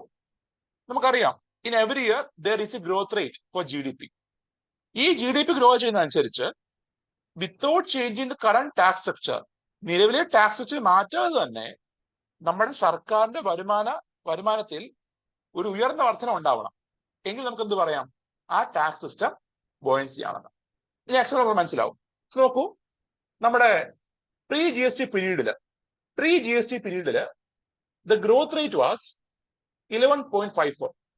11.54% ആയിരുന്നു നോമിനൽ GDPയുടെ ഗ്രോത്ത് റേറ്റ്. സോ GST വരുന്നതിന് മുന്നേയുള്ള കാര്യം പറഞ്ഞത് 2013 to 2017 വരെയുള്ള ടൈം പീരീഡില്, പ്രീ GST ടൈം പീരീഡില് 11.54% was the GDP growth rate, nominal GDP growth rate. ഇനിയും മുന്നേ ഉണ്ടായിരുന്ന GSTക്ക് മുന്നേ ഉണ്ടായിരുന്ന ടാക്സുകളുടെ നമുക്കറിയാം, before GST there were different taxes levied by center and state. അവയുടെ ഗ്രോത്ത് റേറ്റ് നോക്കുവാണെങ്കിൽ, ഓരോ വർഷവും ഉണ്ടാവുന്ന ഗ്രോത്ത് റേറ്റ് നോക്കുവാണെങ്കിൽ ഇറ്റ് വാസ് 11.53% ആണ്. So delta T by delta GDP എന്ന് പറയുമ്പോൾ 11.53 ബൈ 11.54 എന്ന് പറയുമ്പം ഇറ്റ് ഈസ് അപ്രോക്സിമേറ്റ്ലി 0.9998 ആണ്, 9988 ആണ്. സോ ഇവിടെ delta T by delta GDP എന്ന് പറയുമ്പോൾ എന്താ? ലെസ് ദാൻ 1 ആണ്. ഒരു ബോയൻസി ഇല്ല ഇവിടെ. എന്താണ്? Tax revenue is not growing more proportionately than GDP ഗ്രോത്തിനേക്കാൾ ഉയർന്ന രീതിയിലല്ല ടാക്സ് റവന്യൂ ഗ്രോ ചെയ്യുന്നത്. സോ ഇവിടെ എന്താണ്? We can see there is no tax buoyancy before pre GST. എന്നാൽ പോസ്റ്റ് GST പീരീഡില് GST വന്ന ശേഷം 2019-23 ഈ ഒരു ലാസ്റ്റ് 4 years എടുക്കുമ്പോൾ വി ക്യാൻ സീ ദാറ്റ് ഇന്ത്യയിലെ GST structure has achieved buoyancy. Example നമുക്ക് നോക്കാം. ഇവിടെ നോക്കൂ, നമ്മുടെ GST കളക്ഷൻസിന്റെ റേറ്റ് നോക്കുവാണെങ്കിൽ 10.9% ആണെന്ത് ഗ്രോത്ത്. സോ 10.9% ആണെന്ത് growth rate in GST in this years. And nominal GDP growth നോക്കുവാണെങ്കിൽ ഇറ്റ് ഈസ് 9.6 ആണ്. So here you can see the buoyancy is 1.12 ആണ്. ഇമ്പോർട്ട് ഉൾപ്പെടെ, GSTയും ഇമ്പോർട്ട് ഒക്കെ ഉൾപ്പെടെ നോക്കുവാണെങ്കിൽ, GST ഇമ്പോർട്ട് ഉൾപ്പെടെ നോക്കുവാണെങ്കിൽ 1.12 ആണെന്ത് നമ്മുടെ delta T by delta GDP value. So ഞാൻ പറഞ്ഞു, delta T by delta GDP ഇത് മോർ ദാൻ 1 വരികയാണെങ്കിൽ എന്ത് പറയാം? ആ ടാക്സ് ഒരു ബോയൻ ടാക്സ് ആയെന്ന് നമുക്ക് പറയാം. സോ ഇവിടെ നോക്കൂ, ഡെൽറ്റ ടി എന്ന് പറയുമ്പോൾ എത്ര ആണ്? 10.9 ആണ്. കാരണം GST ഡൊമസ്റ്റിക് സപ്ലൈയിൽ മാത്രമല്ല, നമ്മൾ ഇമ്പോർട്ട് ചെയ്യത്തില്ലേ ഉൽപ്പന്നങ്ങൾ ഇറക്കുമതി ചെയ്യുമ്പോൾ അതിന് മേലെ എന്തുണ്ട്? GST ലെവി ചെയ്യുന്നുണ്ട്. അതാണ് IGST എന്ന് പറഞ്ഞാൽ. ഇമ്പോർട്ട് ചെയ്യുമ്പോഴും അതുപോലെ സംസ്ഥാന ട്രാൻസാക്ഷനിലും. സോ IGST പിന്നെ പഠിപ്പിക്കുക അത്. സോ IGST അറിഞ്ഞിരിക്കുക, GST is levied both on domestic supplies and also on import. ഇറക്കുമതി ചെയ്യുമ്പോഴും ഡൊമസ്റ്റിക് സപ്ലൈയിലും GST ലെവി ചെയ്യുന്നുണ്ട്. ആൻഡ് ഇതിന്റെ ഗ്രോത്ത് റേറ്റ് നോക്കുവാണെങ്കിൽ എത്രയാണ്? 10.9% ആണ്. And nominal GDP growth rate നോക്കുവാണെങ്കിൽ ഇറ്റ് ഈസ് 9.6% ആണ്. So delta T by delta GDP എന്ന് പറയുമ്പോൾ എത്ര കിട്ടുന്നു നമുക്ക്? 1.1299 വന്നു. So the current GST system has achieved tax buoyancy എന്ന് കണ്ടോ? So എന്താ പറഞ്ഞേ? Delta T by delta GDP more than 1 ആണെങ്കിൽ അതെന്തായി? ബോയൻ ടാക്സ് എന്നല്ലേ പറഞ്ഞേ. സോ ഒരു ടാക്സ് ബോയന്റ് ആവണമെങ്കിൽ ആ കൺട്രിയുടെ GDP കൂടുന്നതനുസരിച്ച്, GDP വർധന ഉണ്ടാവുന്നതനുസരിച്ച് ആ കൺട്രിയുടെ ടാക്സ് റവന്യൂ മോർ പ്രൊപ്പോർഷനായിട്ട് GDP-യേക്കാൾ ഉയർന്ന രീതി എന്ത് ചെയ്യണം? വളരണം. സോ 9% GDP ഗ്രോത്ത് എങ്കിൽ 9% മേലെ ആയിരിക്കണം ടാക്സ് റവന്യൂ ഗ്രോത്ത്. അതാണ് ഉദ്ദേശിക്കുന്നത്. ക്ലിയർ ആണോ സാർ? ഹരീഷൻ സാർ? ക്ലിയർ ആണോ? ഓക്കെ. സാറ് പറഞ്ഞ തിരിച്ചു ചിന്തിക്കുക. Production increased, tax buoyancy means production increase എന്നല്ല, പ്രൊഡക്ഷൻ ഇൻക്രീസ്ഡ് മൂലം ഉണ്ടാവുന്നതാണ് ടാക്സ് ബോയൻസി ഉണ്ടാവുന്നത്. ഓക്കെ. So clear? ഈ പറഞ്ഞ tax buoyancy, tax elasticity, at valorem, duty, clear ആണോ? എല്ലാവരും? Okay, please comment. എല്ലാവർക്കും ഓക്കെ ആണ്? ബാക്കിയുള്ളവരൊന്നും മിണ്ടുന്നില്ല, കമന്റ് ചെയ്യുന്നില്ല. വോയിസ് വെച്ച് പറയാം. കമന്റ് ചെയ്യാൻ പാടാണെങ്കിൽ ജസ്റ്റ് ഒന്ന് ക്ലിക്ക് ചെയ്യുക mic and you can say. ഉണ്ടോ എല്ലാവരും? ഓക്കെ. ശരി. So now you can see what are the factors that led to the tax buoyancy in India. So ഇന്ത്യയില് ഞാൻ പറഞ്ഞല്ലോ, കഴിഞ്ഞ വർഷം സർവേയിൽ പറഞ്ഞു, Indian tax system has achieve tax buoyancy. And ഈ ബോയൻസി അച്ചീവ് ചെയ്തത് GST മാത്രമല്ല, ഡയറക്ട് ടാക്സിലും, നമ്മുടെ ഡയറക്ട് ടാക്സിലും we have achieve tax buoyancy. So ഇന്ത്യയുടെ ടാക്സ് സിസ്റ്റം നിലവിലിപ്പോ എന്താ? ഒരു ബോയൻ ടാക്സ് ആണെന്ന് നമുക്ക് പറയാം. So the current tax system is a buoyant tax. So which are the factors, what are the factors that led to the tax buoyancy എന്ന് നോക്കുവാണെങ്കിൽ ഇതൊക്കെയാണ് ഫാക്ടേഴ്സ്. സോ ഇമ്പോർട്ടന്റ് ആണ്. Since this was mentioned in survey, it is a potential question for your mains. So നമ്മുടെ മെയിൻസിന് എന്ത് ചെയ്യാം? ഇതിന് ചോദ്യം വരാം. ടാക്സ് ബോയൻസി എന്ന് ചോദിക്കുക എന്താണ്? Define tax buoyancy. What are the factors that led to tax buoyancy in India എന്നൊരു ചോദ്യം എക്സ്പെക്ട് ചെയ്യാം, ബിക്കോസ് സർവേയിൽ പറഞ്ഞതാണ്. അതുപോലെ തന്നെ സിമ്പിൾ ആയിട്ട് ഈ പറഞ്ഞ ടാക്സ് ബോയൻസി എന്താന്ന് മാത്രം ചോദിക്കാം. 3 മാർക്കിന് ചോദിക്കാം, ടാക്സ് ബോയൻസി എന്താണ്, ഡിഫൈൻ ടാക്സ് ബോയൻസി എന്ന് മാത്രം ചോദിക്കും. അല്ലെങ്കിൽ factors that led to achieve tax buoyancy in India എന്ന് പറഞ്ഞ് ചോദിക്കാം. സോ മെയിൻസിന് ചോദിക്കാൻ പറ്റുന്ന ഒരു ക്വസ്റ്റ്യൻ ആണിത്. അതുപോലെ തന്നെ ഇൻ കേസ് ഓഫ് പ്രിലിംസിനകത്ത് there may be a question, consider the following statements. എന്നിട്ട് പറയുന്നു, which are the following statements or which are the following factors contributed to tax buoyancy in India എന്നൊരു ചോദ്യം എന്ത് ചെയ്യാം? ചോദിക്കാം. So I have taken this excerpt from the survey ആണ്. Survey ആണ് source. So survey നേരിട്ട് എടുത്തേക്കുന്നതാണ്. So you can directly rely on this material. So factors നോക്കുവാണെങ്കിൽ the first main factor that led to the tax buoyancy in India നോക്കുവാണെങ്കിൽ it is the introduction of GST ആണ്. So മുൻപ് GSTക്ക് മുന്നേ ഇന്ത്യയിൽ കേന്ദ്ര ഗവൺമെന്റും സംസ്ഥാന ഗവൺമെന്റും അനവധിയായ ടാക്സ് ലഭ്യ ചെയ്യുന്നുണ്ട്. ഇതിൽ പലപ്പോഴും ടാക്സ് വെട്ടിപ്പ് നികുതി വെട്ടിപ്പ് നടക്കുന്നുണ്ടായിരുന്നു. സോ ഈ പറഞ്ഞ GST വന്നതിന് ശേഷം ടാക്സ് ഇവേഷൻ ഒരു പരിധി വരെ കുറയ്ക്കുന്നുണ്ട്. അതുപോലെ നേരത്തെ ഉണ്ടായിരുന്ന മൾട്ടിപ്ലിസിറ്റി ഓഫ് ടാക്സസ് അത് റെഡ്യൂസ് ചെയ്യപ്പെടുന്നുണ്ട്. കാരണം മുൻപ് ഒരു കച്ചവടക്കാരനുണ്ടെങ്കിൽ സംസ്ഥാന ഗവൺമെന്റിന്റെയും കേന്ദ്ര ഗവൺമെന്റിന്റെയും നികുതികൾ സെപ്പറേറ്റ്ലി എന്ത് ചെയ്യണം? ഫയൽ ചെയ്യണം. ഇപ്പൊ അതിനെല്ലാം പകരം GST എന്ന ഒരൊറ്റ നികുതിയിലേക്ക് അയാളുടെ ഫയലിംഗ് എന്ത് ചെയ്തു? ഒതുങ്ങി. So structural reforms like introduction of GST അത് നമ്മുടെ ടാക്സ് ബോയൻസി ഇന്ത്യയിൽ അച്ചീവ് ചെയ്യാൻ കാണുന്നുണ്ട്.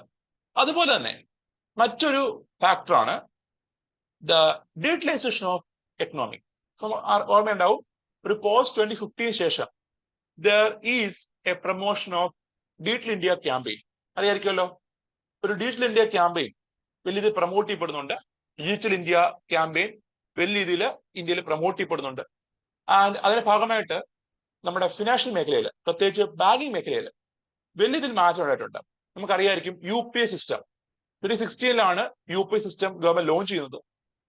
ആൻഡ് ഇതിനുശേഷം UP വരവിന് ശേഷം നമ്മുടെ എക്കണോമിക് ട്രാൻസാക്ഷൻസ് അല്ലെങ്കിൽ ഈ പറഞ്ഞ കടയിലുള്ള എക്കണോമിക് ട്രാൻസാക്ഷൻസ് ഇത് കുറച്ചുകൂടെ ഫോർമലൈസേഷൻ ആയി.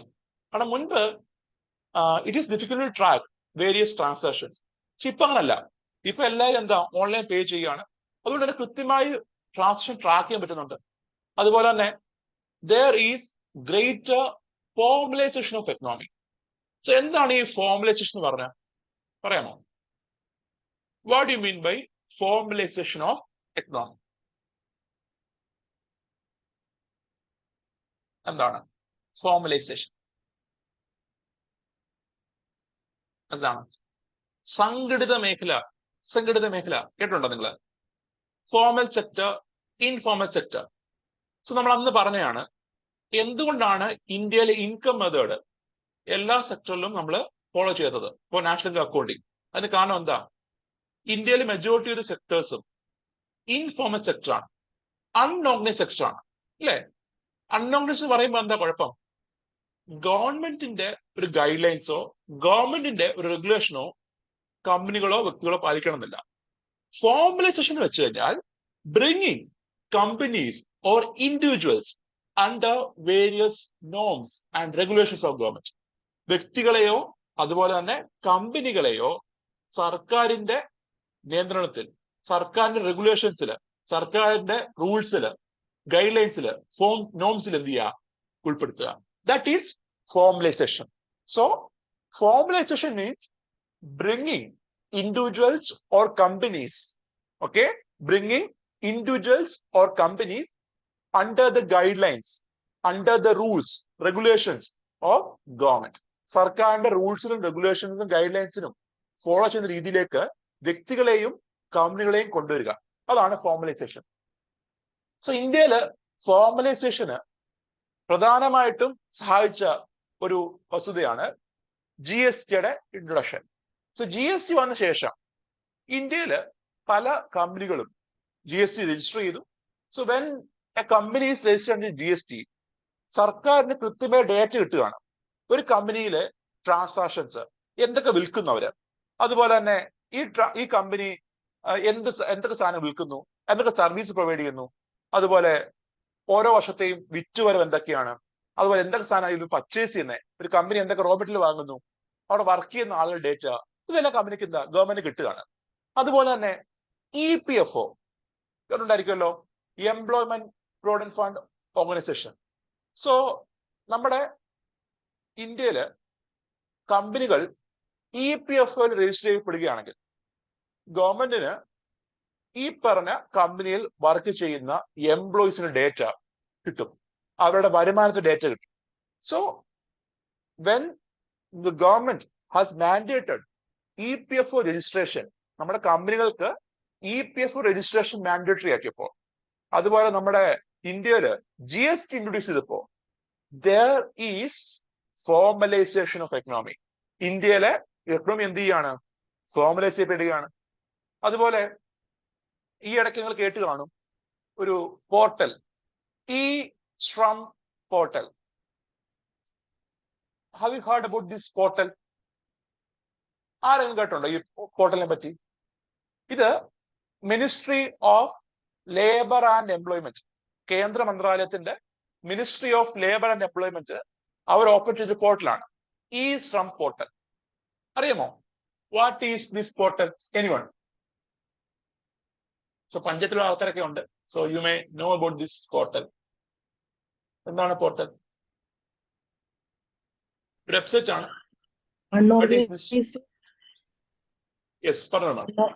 അൺഓർഗനൈസ്ഡ് സെക്ടേഴ്സിനെ രജിസ്റ്റർ ചെയ്യുന്നതിന് വേണ്ടിയിട്ടാണ്.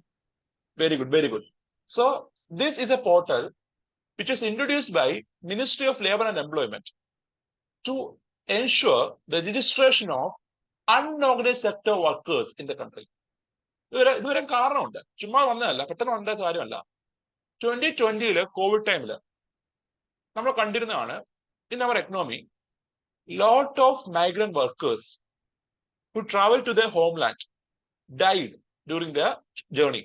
ഓർമ്മ ഉണ്ടാവല്ലോ, ആ മൈഗ്രന്റ് ലേബറേഴ്സ് കേരളത്തിൽ നിന്നും മറ്റു സംസ്ഥാനത്തു നിന്നൊക്കെ അവിടെ ഹോംലാൻഡിലേക്ക് പോകുന്ന വഴി കുറെ മൈഗ്രന്റ് ലേബറേഴ്സ് അതിഥി തൊഴിലാളികൾ പോകുന്ന പോക്കില് മരിച്ചിരുന്നു. ആൻഡ് ഈ ഒരു കേസ് സുപ്രീം കോടതിയിൽ വന്നിരുന്നു. ആൻഡ് സുപ്രീം കോടതി asked the government, do you have the data of the number of workers was died during this migration? ഈ മൈഗ്രേഷൻ സമയത്ത് മരിച്ചുപോയ തൊഴിലാളികളുടെ എണ്ണം ഉണ്ടോ എന്ന് ചോദിച്ചു. സർക്കാർ പറഞ്ഞു ഞങ്ങളുടെ ഇല്ല. അതുപോലെ തന്നെ സർക്കാരിനോട് ചോദിച്ചു, do you have any idea regarding the number of unorganised workers in the country? അപ്പൊ സർക്കാർ പറഞ്ഞു ഇല്ല. അപ്പോ സുപ്രീം കോടതി ഉദ്ദേശിച്ചാണ് ഗവൺമെന്റ് മാൻഡേറ്ററി ആയിട്ട് ഇന്ത്യയിലുള്ള അൺഓർഗനൈസ്ഡ് സെക്ടർ വർക്കേഴ്സിന്റെ രജിസ്ട്രേഷൻ എന്ത് ചെയ്യുക, നടത്തുക. അങ്ങനെ എന്ത് ചെയ്യുക, വേറെ ഡേറ്റ ക്യാപ്ചർ ചെയ്യാന്ന് പറഞ്ഞു. അതിന് പ്രകാരം നമ്മുടെ ഗവൺമെന്റ് ഓഫ് ഇന്ത്യ ലോഞ്ച് ചെയ്ത പോർട്ടലാണ് e Shram portal. And recent നോക്കുവാണെങ്കിൽ അബൌട്ട് 28 crore ഏകദേശം 28 കോടിയോളം ആൾക്കാർ ഈ പറഞ്ഞ പോർട്ടൽ രജിസ്റ്റർ ചെയ്തു. As per the new economic survey. പുതിയ എക്കണോമിക് സർവേ പ്രകാരം 28 crore laborers, unorganized laborers has registered in this portal. So ഈ പോർട്ടലിനകത്ത് അവർ ചെയ്യുന്നത് അവരുടെ ബേസിക് ഡീറ്റെയിൽസ്, അവരുടെ ഐഡന്റിഫിക്കേഷൻ അവർ ചെയ്യുന്നതായിരിക്കും. അഡ്രസ്സ്, അതുപോലെ വാലിഡ് ID കാർഡ് എൻറോൾ ചെയ്യും. അതുപോലെ തന്നെ അവരുടെ വർക്കിംഗ് പ്ലേസ്, അവരെവിടെ വർക്ക് ചെയ്യുന്നത്, കേരളമാണോ തമിഴ്നാടാണോ, എവിടെ വർക്ക് ചെയ്യുന്നു, അവരുടെ ഹോംലാൻഡ് അഡ്രസ്സ്. സോ ഇങ്ങനെ ഒരു ബേസിക് ആയിട്ടുള്ള എല്ലാ ഡീറ്റെയിൽസും ഈ പോർട്ടലിനകത്ത് എന്ത് ചെയ്യുന്നുണ്ട്, സർക്കാർ സ്വീകരിക്കുന്നുണ്ട്. അതുപോലെ ഈ പറഞ്ഞ ഡേറ്റ പിൽക്കാലത്ത്, വരും കാലത്ത് സർക്കാർ എന്ത് ചെയ്യാം, may be for any welfare measures, ഇവിടെ എൻറോൾ ചെയ്ത ആൾക്കാർക്ക് അല്ലെങ്കിൽ അൺഓർഗനൈസ്ഡ് സെക്ടറിലുള്ള വർക്കേഴ്സിന് വേണ്ടിയുള്ള വെൽഫെയർ മെഷേഴ്സ് നടപ്പിലാക്കാൻ നേരം എന്ത് ചെയ്യാം, സർക്കാരിന്റെ ഡേറ്റ ഉപയോഗിക്കാം. So when the government is collecting data, ഈ പറഞ്ഞ ആൾക്കാർ ഡേറ്റ കളക്ട് ചെയ്യുമ്പോൾ എന്താവുകയാണ്, സർക്കാരിന് ഡേറ്റ കിട്ടുക, ആര് എവിടെ വർക്ക് ചെയ്യുന്നു, അവർക്ക് എത്ര ഇൻകം ഉണ്ട് എന്നതിന് പിന്നെ ഡേറ്റ കിട്ടുകയാണ്. So this eastern portal is actually a step for formalising the economy. നമ്മുടെ എക്കണോമിയെ ഫോർമലൈസ് ചെയ്യാൻ വേണ്ടിയുള്ള ഒരു സ്റ്റെപ്പാണ് എന്ത്, ഈ പറഞ്ഞ ഈസ്റ്റേൺ പോർട്ടൽ നമുക്ക് പറയാൻ പറ്റും. സോ നോട്ട് ചെയ്യുക, ഇതൊക്കെ ഞാൻ നോട്ട് പ്രൊവൈഡ് ചെയ്യാം, പക്ഷെ എനിവേ നിങ്ങൾ എന്ത് ചെയ്യാം, അപ്പൊ നോട്ട് ചെയ്യുക. ആൻഡ് ആൾസോ ഈ പറഞ്ഞ ഫോർമലൈസേഷൻ സർക്കാർ നടപ്പിലാക്കുകയാണെങ്കിൽ എന്തൊക്കെയായിരിക്കാം ബെനിഫിറ്റ് ഒന്ന് പറയാമോ? What will be the benefit when the government is formalizing the economy? നമ്മുടെ എക്കണോമിയെ ഫോർമലൈസ് ചെയ്യുമ്പോൾ എന്തൊക്കെയായിരിക്കാം ബെനിഫിറ്റ്സ് എന്നൊക്കെ പറയാം. ഒന്ന് പറയുമ്പോൾ ടാക്സ് റവന്യൂ ആണ്. സർക്കാർ ടാക്സ് റവന്യൂ എന്ത് ചെയ്യും, വർദ്ധിക്കും. ഇപ്പൊ നമ്മൾ കണ്ടല്ലോ, GST വന്നതിന് ശേഷം നമ്മുടെ കടക്കാർ എന്ത് ചെയ്യുവാണ്, GST രജിസ്റ്റർ ചെയ്യാണ്. They are registering under GST and they are generating their own GST number, GSTIN അവർ ജനറേറ്റ് ചെയ്യുകയാണ്. സോ ഈ പറഞ്ഞ GST രജിസ്റ്റർ ചെയ്യുമ്പോൾ നമ്മുടെ എക്കണോമിയിലെ ട്രാൻസാക്ഷൻസ് എല്ലാം കൃത്യമായി രേഖപ്പെടുത്തും. സോ നമ്മൾ ആ ദൃശ്യ സിനിമ കണ്ട പോലെ ടാക്സ് ഇവേഷൻ പോലുള്ള സ്ട്രാറ്റജീസ് അതെന്താ പരമാവധി നമുക്ക് കുറയ്ക്കാൻ കഴിയും. So when there was less tax evasion strategies, സർക്കാരിന്റെ ടാക്സ് റവന്യൂ എന്ത് ചെയ്യും, വർദ്ധിക്കും. വർദ്ധിക്കുന്നില്ലേ? ഇപ്പൊ നികുതി വെട്ടിപ്പ് കുറയുമ്പോൾ സർക്കാർ വരുമാനം എന്ത് ചെയ്യും, വർദ്ധിക്കും. സോ ടാക്സ് റവന്യൂ എന്ത് ചെയ്യാം, ഇൻക്രീസ് ചെയ്യാം വെൻ ദർ ഈസ് ഫോർമലൈസേഷൻ. അതേപോലെ സർക്കാരിന്റെ വരുമാനം വർദ്ധിക്കുമ്പോൾ, when the government is getting more revenue, government can spend more money in the economy, in the field of development and in the field of social welfare. സാമൂഹ്യക്ഷേമത്തിനും അതുപോലെ വികസന മേഖലയിലും എന്ത് ചെയ്യാം, സർക്കാരിന് കൂടുതൽ പൈസ ചെലവാക്കാം, കൂടുതൽ പൈസ സ്പെൻഡ് ചെയ്യാം. സോ അങ്ങനെ ഓവറോൾ ഡെവലപ്മെന്റ്, എക്കണോമിക് ഡെവലപ്മെന്റ് എന്ന ഐഡിയ അവിടെ ഫുൾഫിൽ ചെയ്യാം. അതേപോലെ when the government is spending more money in the economy, there will be a promotion of growth. നമ്മുടെ ഗ്രോത്ത് എന്ത് ചെയ്യും, പ്രൊമോട്ട് ചെയ്യപ്പെട്ടില്ലേ? കാരണം GDP-യിലെ വൺ ഓഫ് ദ കമ്പണന്റ് എന്താ, സർക്കാരിന്റെ എക്സ്പെൻഡിച്ചർ ആണ്. So when government is spending more money in the economy, സർക്കാർ കൂടുതൽ പൈസ എക്കണോമിയിൽ സ്പെൻഡ് ചെയ്യുമ്പോൾ എന്താണ്, GDP-യോടെ എന്ത് ചെയ്യുന്നു, വർദ്ധിക്കും. GDP-യും പ്രൊമോട്ട് ചെയ്യപ്പെടും. പിന്നെ there will be control of illegal activities. Illegal ആയിട്ടുള്ള ആക്ടിവിറ്റീസ് അതിന് മേലൊരു നിയന്ത്രണം വരും. There will be control of illegal activities. അതേപോലെ there will be more labor welfare. തൊഴിലാളികളുടെ വെൽഫെയർ എന്ത് ചെയ്യും? കുറച്ചുകൂടെ ഇംപ്രൂവ് ആവും. ഫോർ എക്സാമ്പിൾ, നമ്മൾ നേരത്തെ പറഞ്ഞ ഈസ്റ്റേൺ പോർട്ടൽ അല്ലേ, ഈസ്റ്റേൺ പോർട്ടൽ. സോ ഈ പറഞ്ഞ ഈസ്റ്റേൺ പോർട്ടലിനകത്ത് രജിസ്റ്റർ ചെയ്യുന്ന ഒരു തൊഴിലാളിക്ക്, അസംഘടിത മേഖലയിലെ തൊഴിലാളിക്ക്, he will get a insurance. Pradhanmantri Suraksha Bima യോജനയുടെ കവറേജ് അവർക്ക് കിട്ടും ഫ്രീ ആയിട്ട്, without making any payment. After registering in this portal, ഒരു അൺനോൺ സെക്ടർ വർക്കറിന് he will be covered under Pradhanmantri Suraksha Bima Yojana. As of now, നിലവിൽ എൻറോൾ ചെയ്യുന്ന എല്ലാവർക്കും ഫ്രീ ആയിട്ട് they will get this insurance coverage, Suraksha Bima Yojana coverage കിട്ടുന്നതായിരിക്കും. So when there is increased formalization, കാരണം സർക്കാരിന് എന്തെങ്കിലും വെൽഫെയർ ചെയ്യണമെങ്കിൽ സർക്കാർ എന്ത് വേണം? ഡേറ്റ വേണ്ടേ? സർക്കാർ ചുമ്മാ ചെയ്യാൻ പറ്റില്ലല്ലോ. സർക്കാർ ഇപ്പൊ ആർക്കെങ്കിലും പൈസ കൊടുക്കണമെങ്കിൽ, ഒരു ക്ഷേമം ചെയ്യണമെങ്കിൽ സർക്കാരിന് അറിയണം ഇന്ന ആൾക്കാർ ബാധിക്കപ്പെട്ടതുണ്ട്, ഇന്ന ആൾക്കാർക്ക് ചെയ്യണം എന്നൊരു ഡേറ്റ ആവശ്യമുണ്ട്. സോ ഈ പറഞ്ഞ formalisation will help the government to perform various welfare activities. അത് മാത്രമല്ല, നമ്മുടെ EPFO ഞാൻ പറഞ്ഞല്ലോ, employees provident fund organisation. So EPFOയില് നമ്മുടെ കമ്പനികൾ രജിസ്റ്റർ ചെയ്യപ്പെടുമ്പോൾ എന്താണ് ഈ പറഞ്ഞ ലേബേഴ്സിന്റെ വെൽഫെയർ എന്താ അവിടെ ഇൻക്രീസ് ചെയ്യപ്പെടുകയാണ്. സോ ലേബർ വെൽഫെയർ എന്ന പെർസ്പെക്റ്റീവ് കൂടെ ഉണ്ട്. ഞാൻ എടുത്തു പറയാൻ കാരണം, ഞാൻ ഈ പറഞ്ഞ ഫോർമലൈസേഷൻ എടുത്തു പറയാൻ കാരണം, ഇത് റീസെന്റ് ചർച്ച വന്നൊരു കാര്യമാണ്. ഈ ഫോർമലൈസേഷൻ കഴിഞ്ഞ ഒരു GSTക്ക് ശേഷം, 2017 ശേഷം ധാരാളം ചർച്ച ചെയ്യപ്പെടുന്ന ടേം ആണ് ഫോർമലൈസേഷൻ ഓഫ് എക്കണോമി. അതുപോലെ ഈ കോവിഡ് സമയത്തും ഈ പറഞ്ഞ ചർച്ച ചെയ്യപ്പെട്ട കാര്യമാണ്. നമ്മുടെ എക്കണോമി ഇപ്പോഴും ഫോർമലൈസ്ഡ് അല്ല എന്നൊരു ചർച്ച ഉണ്ടായിരുന്നു. അതുപോലെ ഫോർമലൈസേഷൻ ഗ്രോ ചെയ്യുന്നുണ്ട്, പക്ഷെ അത് പോരാ എന്നൊരു വാർത്ത ഉണ്ടായിരുന്നു. അതുകൊണ്ടാണ് എടുത്തു പറഞ്ഞത്. അത് മാത്രമല്ല, എക്കണോമിക് സർവേയിലും പ്രതിപാദിച്ചിരുന്നതാണ് ഈ ഫോർമലൈസേഷനെ പറ്റി. So there may be a chance for asking a question based on this. നമ്മുടെ എക്കണോമി ഇപ്പോഴും ഫോർമലൈസ്ഡ് അല്ല, how can we formalise the economy, അല്ലെങ്കിൽ what are the benefits of formalising Indian economy എന്നൊരു ചോദ്യം എന്ത് ചെയ്യാം, മെയിൻസിനെ എക്സ്പെക്ട് ചെയ്യുന്നതാണ്. കാരണം നോക്കുവാണെങ്കിൽ കഴിഞ്ഞ വർഷത്തെ ഒരു പാറ്റേൺ അനുസരിച്ച് they may ask some questions in the news. നമ്മുടെ വാർത്തയിലുണ്ടെന്ന് ചില ചോദ്യം എന്ത് ചെയ്യുന്നുണ്ട്, ചോദിച്ചിട്ടുണ്ടായിരുന്നു. അതുകൊണ്ട് തന്നെ we may expect a question based on this formalisation of economy also. ഞാൻ നോട്ട് ചെയ്യാൻ പ്രൊവൈഡ് ചെയ്യും. പിന്നെ ഷെയർ ദ നോട്ട്. ഞാൻ ഇന്ന് വൈകിട്ടത്തേക്ക് അല്ലെങ്കിൽ നാളത്തേക്ക് ഞാൻ നോട്ട് അപ്ഡേറ്റ് ചെയ്യുമ്പോൾ ഞാൻ 11 പോയിന്റ്സ് കൂടെ ഞാൻ ആഡ് ചെയ്തേക്കാം, എന്റേതായ പോയിന്റ്സ് കൂടെ ആഡ് ചെയ്തേക്കാം. ഓക്കെ, സോ ലെക്ചർ നോട്ട് എഴുതുക, അതിനൊപ്പം തന്നെ നോട്ടും റെഫർ ചെയ്യുക. ആൻഡ് മറ്റൊരു ഫാക്ടറാണ് നമ്മുടെ ടാക്സ് ബോയൻസി ഉണ്ടാവാനായിട്ട് സഹായിച്ച മറ്റൊരു ഫാക്ടറാണ് technology based tax governance reforms. So ടെക്നോളജിക്കലായിട്ട് നമ്മുടെ ടാക്സ് മേഖലയിൽ കുറെ മാറ്റങ്ങൾ ഗവൺമെന്റ് കൊണ്ടുവന്നിരുന്നു. And that has promoted the tax process.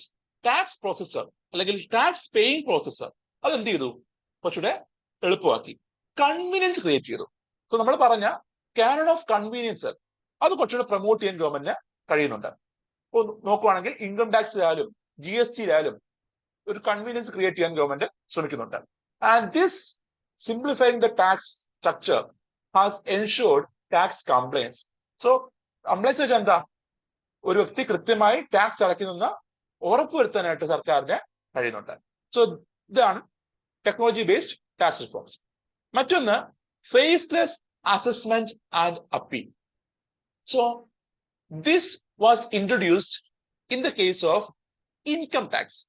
നമ്മുടെ ഇൻകം ടാക്സില് ടാക്സ് പെയറും ഡിപ്പാർട്ട്മെന്റും തമ്മില് ഒരു ഫേസ്ലെസ് ആയിട്ടുള്ള ബന്ധമാണ് ഉള്ളത്. ഇപ്പോ മുൻപ് പറയുകയാണെങ്കിൽ ഒരു അസസ് ചെയ്യുന്ന വ്യക്തിക്ക് നമ്മുടെ ഒരു ടാക്സ് പെയറിന്റെ ടാക്സ് അസസ് ചെയ്യുന്ന department സ്റ്റാഫിന് he will know the person's identity. ഒരു വ്യക്തിയുടെ ഐഡന്റിറ്റി എന്ത് ചെയ്യാൻ പറ്റുമായിരുന്നു, അറിയാൻ പറ്റുമായിരുന്നു. ഇപ്പൊ പറയുകയാണെങ്കിൽ നമ്മുടെ ടാക്സ് പെയറും അതുപോലെ IT ഡിപ്പാർട്ട്മെന്റ് തമ്മിൽ എന്ത് ചെയ്യുന്നില്ല, നേരിട്ട് മുഖാമുഖം കാണുന്നില്ല. So the officials in tax department are not seeing the identity of the tax payer. Tax പെയറിന്റെ നികുതിദായകന്റെ ഐഡന്റിറ്റി ടാക്സ് ഒഫീഷ്യൽ എന്ത് ചെയ്യുന്നില്ല, കാണുന്നില്ല. അതാണ് എന്ത് ഫേസ്ലെസ് അസസ്മെന്റ് എന്ന് ഉദ്ദേശിക്കുന്നത്. അതെന്താണ് ബെനിഫിറ്റ് എന്ന് വെച്ച് കഴിഞ്ഞാൽ വെൻ ദ ടാക്സ് പേയറിന്റെ ഐഡന്റിറ്റി ടാക്സ് ഒഫീഷ്യൽ കാണുന്നില്ല എങ്കിൽ it will reduce the chance for corruption, bribery, അതൊക്കെ എന്ത് ചെയ്യാം കുറയ്ക്കാൻ സഹായിക്കും. സോ കറപ്ഷൻ റെഡ്യൂസ് ചെയ്യുന്ന ഒരു ഫാക്ടറാണ് എന്ത് faceless assessment and appeal. Then next factor ആണ് simplification of return filing assistance to tax payers. നേരത്തെ പറഞ്ഞ ടെക്നോളജി ആണ് നമ്മുടെ ടാക്സ് സ്ട്രക്ചറിൽ ഇൻകം ടാക്സിൽ ടാക്സ് പേ ചെയ്യുന്നത് അല്ലെങ്കിൽ ടാക്സ് റിട്ടേൺ ഫയൽ ചെയ്യുന്നത് അത് കുറച്ചുകൂടെ സിംപ്ലിഫൈ ചെയ്തു. സോ റീസെന്റ് നമ്മുടെ ഗവൺമെന്റ് ഓഫ് ഇന്ത്യ പുതിയ കുറച്ച് ടാക്സ് സ്ലാബ്സ് ഇൻട്രൊഡ്യൂസ് ചെയ്തിരുന്നു. ഓർമ്മയുണ്ടാവും, പുതിയ ബഡ്ജറ്റിലും അതുപോലെ മുന്നേയുള്ള ബഡ്ജറ്റിലും government has introduced a new tax slab.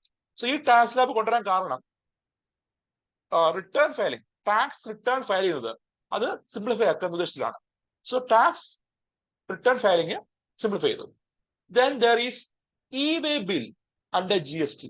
So we will discuss this e-way bill in later. നമ്മൾ പിന്നീട് GST പഠിക്കുന്ന സമയത്ത് e-way bill പറ്റി പഠിക്കുന്നതായിരിക്കും. സോ ജസ്റ്റ് അറിഞ്ഞിരിക്കുക, e-way bill എന്ന് പറഞ്ഞു കഴിഞ്ഞാൽ it is electronic way bill which is a document which a transporter or a seller or a consumer need to carry while transporting commodities. നമ്മൾ പലപ്പോഴും വീട്ടു സാധനം വാങ്ങാനായിട്ട് ഒരു പുതിയ വീട് വെക്കുമ്പോൾ ഈ ടൈല് അല്ലെങ്കിൽ പെയിന്റ്, വയറ് ഇതൊക്കെ നമ്മൾ എന്ത് ചെയ്യാറുണ്ട്, കേരളത്തിന് പുറത്ത് പോയി വാങ്ങാറുണ്ട്. പ്രത്യേകിച്ച് തമിഴ്നാട്ടിലോ കോയമ്പത്തൂരോ അല്ലെങ്കിൽ ബാംഗ്ലൂരൊക്കെ പോയിട്ട് എന്ത് ചെയ്യാറുണ്ട്, ഈ use to purchase these items. And ഈ പറഞ്ഞ സാധനങ്ങൾ പർച്ചേസ് സമയത്ത് we need to carry some documents, right? നമ്മൾ എന്ത് ചെയ്യണം, ബില്ല് വേണം. അതിനൊപ്പം തന്നെ ഈ സാധനം തമിഴ്നാട്ടിൽ നിന്നും കർണാടകയിൽ നിന്നൊക്കെ കേരളത്തിലേക്ക് കൊണ്ടുവരുമ്പോൾ നമ്മൾ എന്ത് ചെയ്യണം, കുറച്ച് ഡോക്യുമെന്റ് കരുതണം. നോക്കുമ്പം നമ്മള് ഇതുണ്ടല്ലേ മറ്റേ റൺവേ സിനിമ. സോ റൺവേ സിനിമയ്ക്കകത്ത് എനിക്ക് ഓർമ്മയാണ്, വാള ചെക്ക് പോസ്റ്റ് ഉണ്ട്. ആ ചെക്ക് പോസ്റ്റിന് കുറെ ലോറികൾ അടുക്കിയിട്ടുണ്ട്. എന്താ ചെയ്യുന്നവര്, ഈ ലോറികള് അവര് മറ്റു സംസ്ഥാനത്ത് സാധനം കൊണ്ടുവന്നായിരിക്കും. അവരെന്ത് ചെയ്യണം, they have to carry some documents. എന്ത് സാധനം എവിടെ നിന്ന് എങ്ങോട്ട് പോകുന്നു, എത്ര ക്വാണ്ടിറ്റി, എത്ര രൂപ എന്ന് കൃത്യമായ വിവരങ്ങൾ കരുതണം അവര്. ആൻഡ് പണ്ട് കാലത്ത് അറിയപ്പെട്ടവരാണ് ഡെലിവറി ചെല്ലാൻ അറിയപ്പെട്ടിരുന്നത്. ഡെലിവറി ചെല്ലാൻ എന്നായിരുന്നു പണ്ട് കാലത്ത് അറിയപ്പെട്ടിരുന്നത്. എന്നാൽ in the GST regime it is called as e-way bill, electronic way bill. ഇതെന്താണ്, ഒരു ഡോക്യുമെന്റ് ആണ്. അതായത് ഏത് കടയിൽ നിന്ന് എവിടേക്ക് സാധനങ്ങൾ പോകുന്നു, ആര് ട്രാൻസ്പോർട്ട് ചെയ്യുന്നു, ഇതെല്ലാം ഉൾപ്പെടുത്തിയുള്ള ഒരു ഡോക്യുമെന്റ് ആണ്. സ്മഗ്ലിംഗ് പോലുള്ള ആക്ടിവിറ്റീസ് പ്രിവെന്റ് ചെയ്യാൻ വേണ്ടിയുള്ള ഒരു മെഷറാണ് e-way bill. So e-way bill GST വന്ന ശേഷം അല്ലെ GSTയിൽ അത് കുറച്ചുകൂടെ വിപുലമായ ശേഷം we can see tax evasion എന്ത് ചെയ്തു, കുറഞ്ഞു. കൃത്യമായി ടാക്സ് എന്ത് ചെയ്യുന്നുണ്ട്, കൊടുക്കപ്പെടുന്നുണ്ട്. സോ e-way ബില്ല് നമ്മുടെ ടാക്സ് ബോയൻസി പ്രൊമോട്ട് ചെയ്ത മറ്റൊരു ഫാക്ടറാണ്. അതേപോലെ തന്നെ the last factor is information sharing between government departments. So നമ്മുടെ ഇൻഡയറക്ട് ടാക്സ് റെജീമില് there is a department called Central Board of Indirect Tax and Customs, CBIC എന്ന് പറയും. Central Board of Indirect Tax and Customs. അതുപോലെ direct ടാക്സില് there is a body called Central Board of Direct Taxes. So CBDT ഉണ്ട്, CBIC ഉണ്ട്. CBDT എന്താണ്, Central Board of Indirect Tax and Customs. CBDT എന്ന് വെച്ചാൽ Central Board of Direct Tax and Customs, Direct Taxes. So ഈ പറഞ്ഞ CBDTയും CBICയും എന്ത് ചെയ്യുവാണ്, പരസ്പരം ഇൻഫർമേഷൻ ഷെയർ ചെയ്യും. ഒരു കമ്പനി ഉണ്ടെങ്കിൽ ആ കമ്പനിയുടെ ട്രാൻസാക്ഷൻസ് CBICക്ക് എന്ത് ചെയ്യാൻ പറ്റും, ഐഡന്റിഫൈ പറ്റും. കാരണം ആ കമ്പനിയിലെ GST രജിസ്ട്രേഷൻ എല്ലാം CBICയുടെ കീഴിലായിരിക്കും, CBIC മോണിറ്റർ ചെയ്യുന്നുണ്ടായിരിക്കും. സോ CBIC എന്ത് ചെയ്യും, CBIC can identify the various transactions which is carrying in the company. And CBDTക്ക് എന്ത് ചെയ്യാം, ഈ പറഞ്ഞ കമ്പനിയുടെ ലാഭം എത്രയാണ് അയാൾ റിപ്പോർട്ട് ചെയ്തത്, അയാളുടെ പ്രോഫിറ്റ് എത്ര റിപ്പോർട്ട് ചെയ്തത് എന്ന് CBDTക്കും അറിയാൻ പറ്റും. സോ ഈ പറഞ്ഞ രണ്ട് ഡിപ്പാർട്ട്മെന്റ് എന്ത് ചെയ്യും, പരസ്പരം സെയിം കമ്പനിയുടെ ഇൻഫർമേഷൻ ഷെയർ ചെയ്യാണ്. So that information sharing will increase the authenticity. പല ഡേറ്റയുടെയും ഒതന്റിസിറ്റി എന്ത് ചെയ്യും, വർദ്ധിപ്പിക്കും. അതുപോലെ ദേ ക്യാൻ ക്രോസ് വെരിഫൈ ഈ പറഞ്ഞ ഡിപ്പാർട്ട്മെന്റുകൾക്ക് നമ്മുടെ കമ്പനി കൊടുത്ത വിവരങ്ങൾ ശരിയാണോ അത് തെറ്റാണോ എന്തെങ്കിലും എറർ ഉണ്ടോ എന്നെന്ത് ചെയ്യാം ക്രോസ് വെരിഫൈ ചെയ്യാനും ഈ പറഞ്ഞ ഷെയറിങ് സഹായിക്കുന്നതായിരിക്കും. സോ ഒതന്റിസിറ്റി ഇൻക്രീസ് ചെയ്യുന്നു, അതുപോലെ ക്രോസ് വെരിഫിക്കേഷൻ നടത്താൻ കഴിയുന്നു. That is the benefit of information sharing between the government departments and the tax system.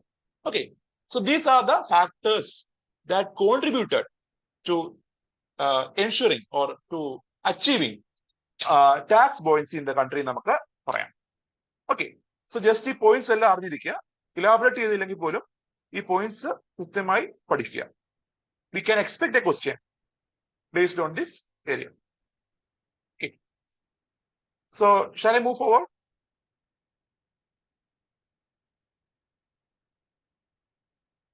Okay ആണെങ്കിൽ നമുക്ക് അടുത്ത ടോപ്പിക്കിലേക്ക് പോവാം.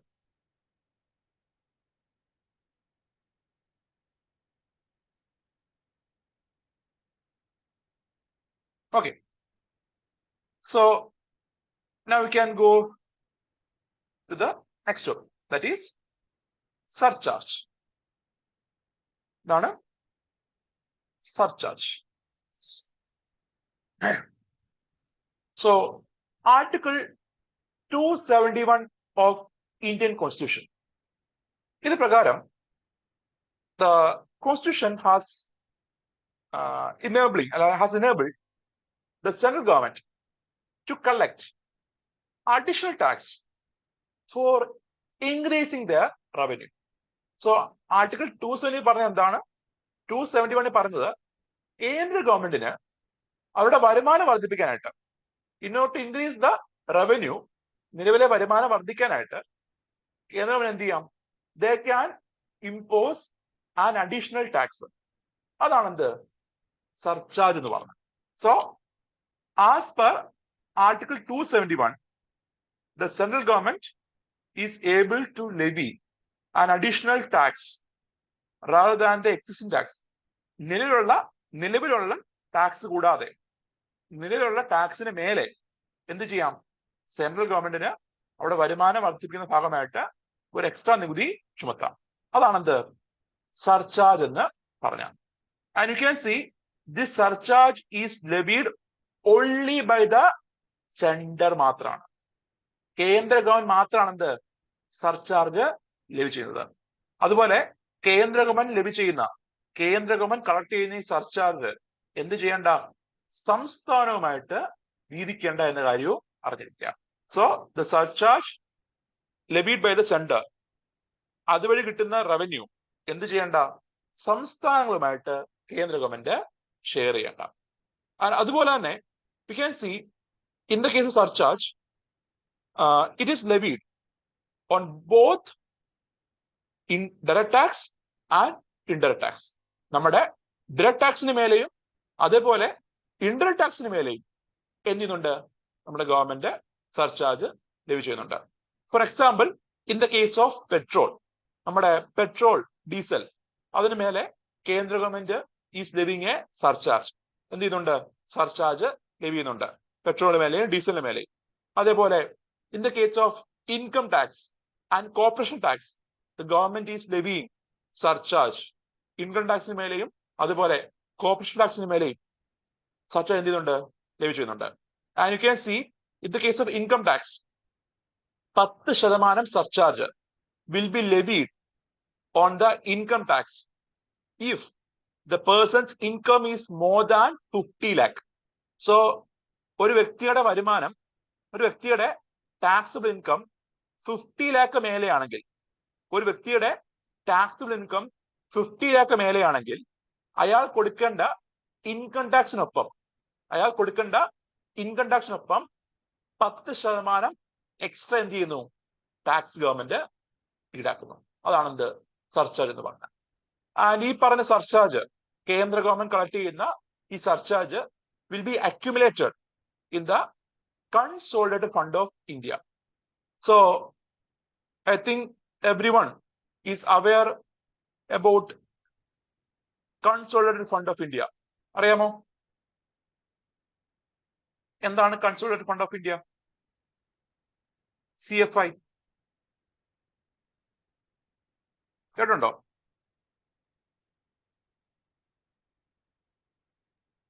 ഇതാണ് നമ്മൾ പറയുന്ന ഖജനാവ് എന്ന് പറയുന്നതല്ലേ നമ്മള്.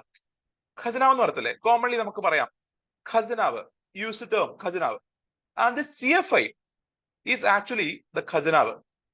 സോ സർക്കാരിന്റെ എല്ലാ നികുതി വരുമാനവും, കേന്ദ്ര ഗവൺമെന്റ് ആണെങ്കിൽ കേന്ദ്ര ഗവൺമെന്റിന്റെ എല്ലാ ടാക്സ് റവന്യൂസും, അതുപോലെ non tax revenues like finds, penalties, non tax revenues, അതേപോലെ സർക്കാർ കടം വാങ്ങുന്ന പൈസ, വിപണിയിൽ നിന്നും, വിപണിക്ക് പുറത്തു നിന്നും, ഇന്ത്യക്ക് പുറത്തു നിന്നും കടം വാങ്ങുന്ന പൈസ.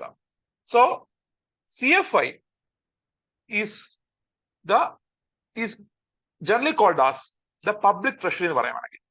സർക്കാരിന്റെ പൊതു ഖജനാവെന്ന് പറയാൻ കഴിയുന്ന ടേമാണ് ഈ CFI or consolidated fund of India.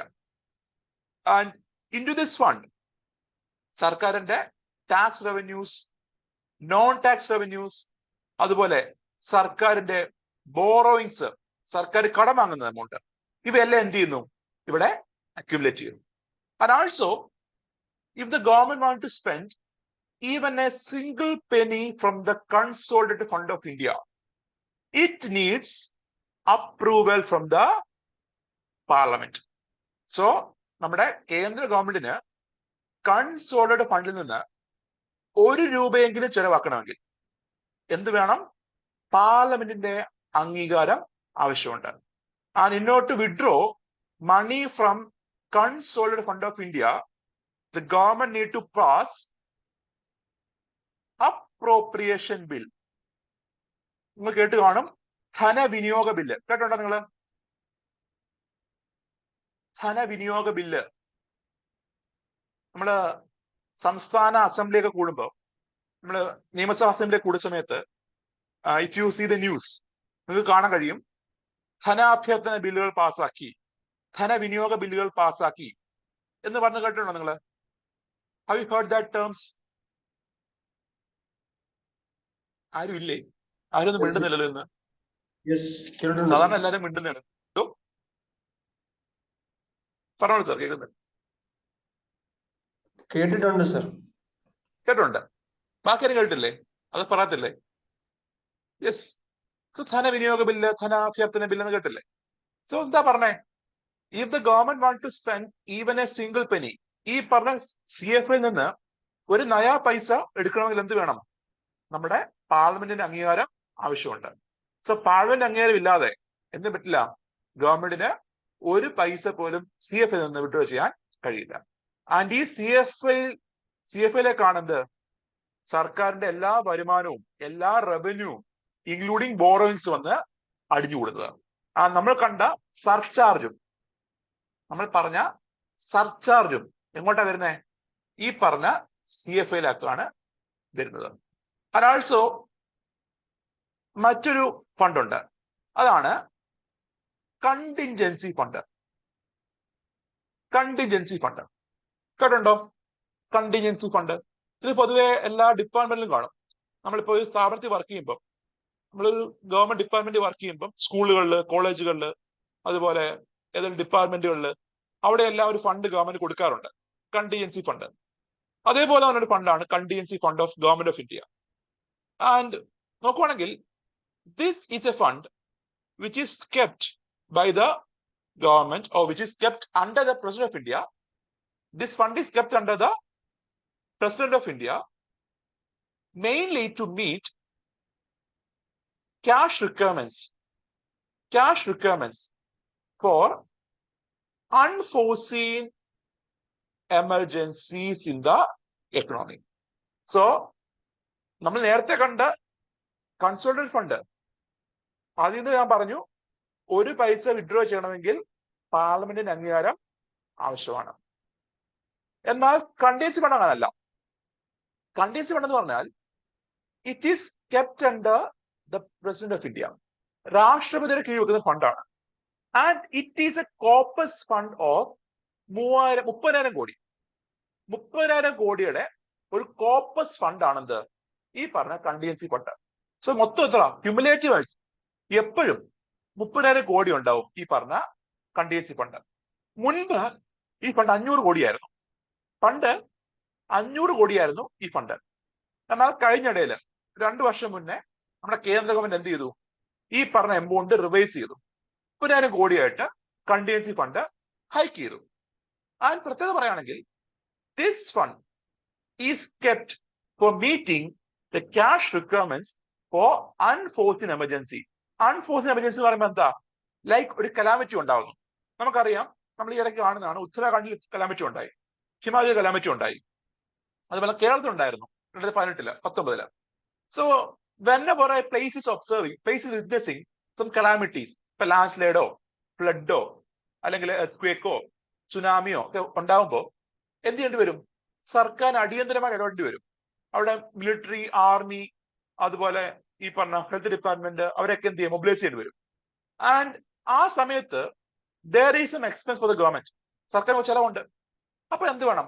അടിയന്തരമായിട്ട് കുറച്ച് പൈസ ഗവൺമെന്റ് ഈ പറഞ്ഞ പ്രവർത്തനത്തിന് വേണ്ടി, റിലീഫ് മെഷേഴ്സിന് വേണ്ടി വകയിരുത്തണം. സോ നമ്മൾ പറഞ്ഞ എന്താ? ഖജനാവിന് പൈസ എടുക്കണമെങ്കിൽ എന്ത് വേണം? പാർലമെന്റ് അംഗീകാരം വേണം. പക്ഷെ പാർലമെന്റ് എപ്പോഴും കൂടത്തുണ്ടോ? എപ്പോഴും കൂടുന്നുണ്ടോ? Parliament is not open every time. So ഈ പറഞ്ഞ കണ്ടിജൻസി ഫണ്ട് ഉണ്ടെങ്കിൽ എന്ത് ചെയ്യാം? അപ്രതീക്ഷിതമായിട്ടുള്ള ഒരു ക്യാഷ് റിക്കവറിന് വേണ്ടിയിട്ട് നമുക്ക് എന്ത് ചെയ്യാം? കണ്ടിജൻസി ഫണ്ടിൽ നിന്ന് പൈസ എടുക്കാം ആൻഡ് അത് വിനിയോഗിക്കാം. So this fund is a corpus of 30,000 crore. 30,000 കോടിയുടെ ഒരു കോർപ്പസ് ഫണ്ട് ആണെന്ത്? കണ്ടിജൻസി ഫണ്ട് എന്ന് പറഞ്ഞത്. ആൻഡ് പ്രസിഡന്റിന്റെ കീഴിലാണ് ഈ ഫണ്ട് കീപ്പ് ചെയ്യുന്നത്. ആൻഡ് ഈ പറഞ്ഞ ഫണ്ടിൽ നിന്ന് പൈസ വിഡ്രോ ചെയ്യണമെങ്കിൽ എന്ത് വേണ്ട? സർക്കാരിന് പാർലമെന്റിന്റെ മുൻകൂട്ടിയുള്ള അനുമതി ആവശ്യമില്ല. So in order to withdraw money from contingency fund, the government does not require pre-approval from parliament. പാർലമെന്റിന്റെ അപ്രൂവൽ എന്താ? മുൻകൂട്ടി ആവശ്യമില്ല. ആൻഡ് ആൾസോ ഈ ഫണ്ട് കീപ്പ് ചെയ്യുന്ന പ്രസിഡന്റ് കീഴിലാണ്. പക്ഷെ സൈൻ ചെയ്യുന്ന ആരെന്നറിയാമോ? ഇപ്പം സപ്പോസ് നമ്മൾ പറയാണ്, കേന്ദ്ര ഗവൺമെന്റ് പറയുന്നു 5,000 കോടി അടിയന്തരമായി ഉത്തരാഖണ്ഡിലേക്ക് കൊടുക്കുന്നു. ഉത്തരാഖണ്ഡിൽ കലാമിറ്റി ഉണ്ടായി, ആ കലാമിറ്റിക്ക് വേണ്ടി 5,000 കോടി കൊടുക്കുന്നു, അടിയന്തരമായിട്ട് കൊടുക്കുന്നു, അനുവദിച്ചിരിക്കുന്നു. അപ്പൊ എന്ത് ചെയ്തു? 30,000 5,000 കോടി വിഡ്രോ ചെയ്ത് കൊടുത്തു. അപ്പം ഇങ്ങനെ വിഡ്രോ ചെയ്യണമല്ലോ, പൈസ വിഡ്രോ ചെയ്യണമല്ലോ. ഈ വിഡ്രോ ചെയ്യാനായിട്ട് ചെക്കിൽ ഒപ്പിടുന്ന ആരെന്നറിയാമോ? Who will be signing the withdrawal form, അല്ലെങ്കിൽ വിഡ്രോവൽ ചെക്ക് സൈൻ ചെയ്താണെന്നറിയാമോ? രാഷ്ട്രപതിയാണോ, പ്രൈം മിനിസ്റ്റർ ആണോ, അതോ വേറൊരു വ്യക്തിയാണോ?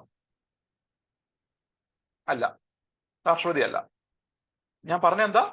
It is kept under the disposal of president. It is kept under the dispersal of president.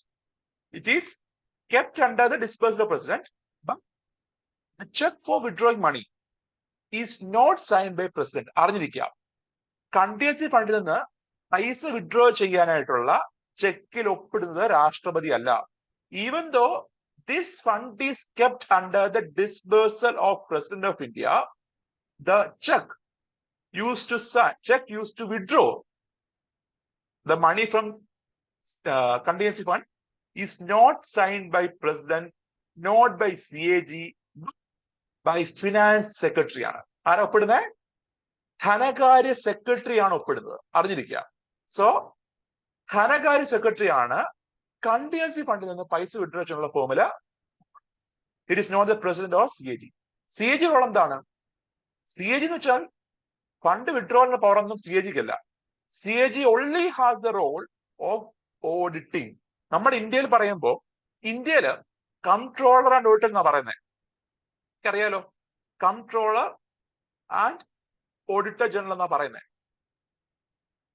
നമ്മൾ പറയുന്നത് അങ്ങനെയാണ്. അതെന്താ?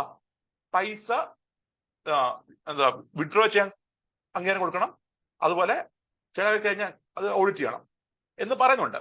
വി ആർ സെയിങ് ദാറ്റ് പേരെന്താണ്? CAG ആണ്, കൺട്രോളർ ആൻഡ് ഓഡിറ്റർ ജനറൽ ആണ്. എന്നാൽ ഇന്ത്യയിലെ CAGയുടെ പവർ എന്ന് പറഞ്ഞാൽ it is restricted to auditing only. Even though the name is control and auditor, fund allocate ചെയ്യുന്നതില്, ഫണ്ട് വിഡ്രോ ചെയ്യുന്നതിൽ, അല്ലെങ്കിൽ ഫണ്ട് പ്രൊവൈഡ് ചെയ്യുന്നതിൽ എന്തില്ല? CAGക്ക് യാതൊരുവിധ പവറില്ല. There is no power for CAG to issue fund. Fund issue ചെയ്യുന്നത് എന്തില്ല? CAGക്ക് യാതൊരുവിധ അധികാരവും ഇല്ല ഇന്ത്യയില്. എന്നാൽ UK ആണെങ്കിൽ, നിങ്ങൾ ഇപ്പൊ ബ്രിട്ടനിൽ പോവാണെങ്കിൽ അവിടുത്തെ CAG എന്താ? പേര് പോലെ തന്നെ, പേര് അനുവർത്തിക്കുന്ന രീതിയിൽ he's also controller and auditor. പൈസ പിൻവലിക്കാൻ അംഗീകാരം വേണം, അതുപോലെ അതിനുശേഷം അത് ഓഡിറ്റിംഗ് ആരാണ്? അയാളുടെ ജോലിയാണ് in UK. But in India his power is restricted to auditing only എന്ന് പറഞ്ഞിരിക്കുക. ആൻഡ് അതുപോലെ in the case of contingency fund sign ചെയ്യുന്ന ആരാണ്? It is finance secretary. And the third fund which is kept under the government of India is, or under the constitution is, public account. നമ്മുടെ ഭരണഘടനയിൽ പറഞ്ഞിരിക്കുന്ന മറ്റൊരു account ആണെന്ത്? Public account. So ഒന്ന് consolidated fund, then contingency, then public account. Article 266 sub clause 1 പ്രകാരം പറഞ്ഞതാണ് consolidated fund. Article 266 sub clause 2 പ്രകാരം പറയുന്നതാണ് public account. Article 267 sub clause 1 പ്രകാരം പറയുന്നതാണ് കണ്ടിജൻസി ഫണ്ട്. സോ ആർട്ടിക്കിളോട് അറിഞ്ഞിരിക്കുക, ആ ഡിഫറെന്റ് ആർട്ടിക്കിളൂടെ നോക്കി വെച്ചേക്കുക. സോ ഇനി പറയുന്നത് പബ്ലിക് അക്കൗണ്ട്. എന്താണ് ഈ പബ്ലിക് അക്കൗണ്ട് എന്ന് പറയുമ്പോൾ? പബ്ലിക് അക്കൗണ്ട് എന്ന് പറയുമ്പോൾ in the majority of the money which is kept in this public account, government is acting as a banker. Public അക്കൗണ്ടിലുള്ള മെജോറിറ്റി ഫണ്ടിലും പബ്ലിക് അക്കൗണ്ടിലുള്ള മെജോറിറ്റി എമൗണ്ടിലും സർക്കാർ എന്തായിട്ട് ആക്റ്റീവ് ആണ്? ഒരു ബാങ്കറെ പോലെ ആക്റ്റീവ് ആണ്. ഫോർ എക്സാമ്പിൾ, ഈ അക്കൗണ്ട് വരുന്ന ഫണ്ട് നോക്കുവാണെങ്കിൽ നമ്മുടെ PF പ്രൊവിഡന്റ് ഫണ്ട്, നമ്മൾ പറയുന്ന PF, അതുപോലെ NPS നാഷണൽ പെൻഷൻ സ്കീമിന്റെ ഫണ്ട്, അതുപോലെ PF ഫണ്ട്, അതുപോലെ നമ്മുടെ പോസ്റ്റ് ഓഫീസിലെ സേവിങ്സ്, അതുപോലെ FD ഡിപ്പോസിറ്റിലെ പോസ്റ്റ് ഓഫീസിലുള്ള ഡിപ്പോസിറ്റുകൾ, PF ഫണ്ട്, NPS, അതുപോലെ disinvestment fund or it is called as NIF എന്ന് പറയും, നാഷണൽ ഇൻവെസ്റ്റ്മെന്റ് ഫണ്ട് അല്ലെങ്കിൽ ഡിസ്ഇൻവെസ്റ്റ്മെന്റ് പ്രൊസീഡ്സ്. സോ ഈ ഇടയ്ക്ക് നമ്മൾ കണ്ടു എയർ ഇന്ത്യ, നമ്മുടെ government of India Air India എന്ത് ചെയ്തു?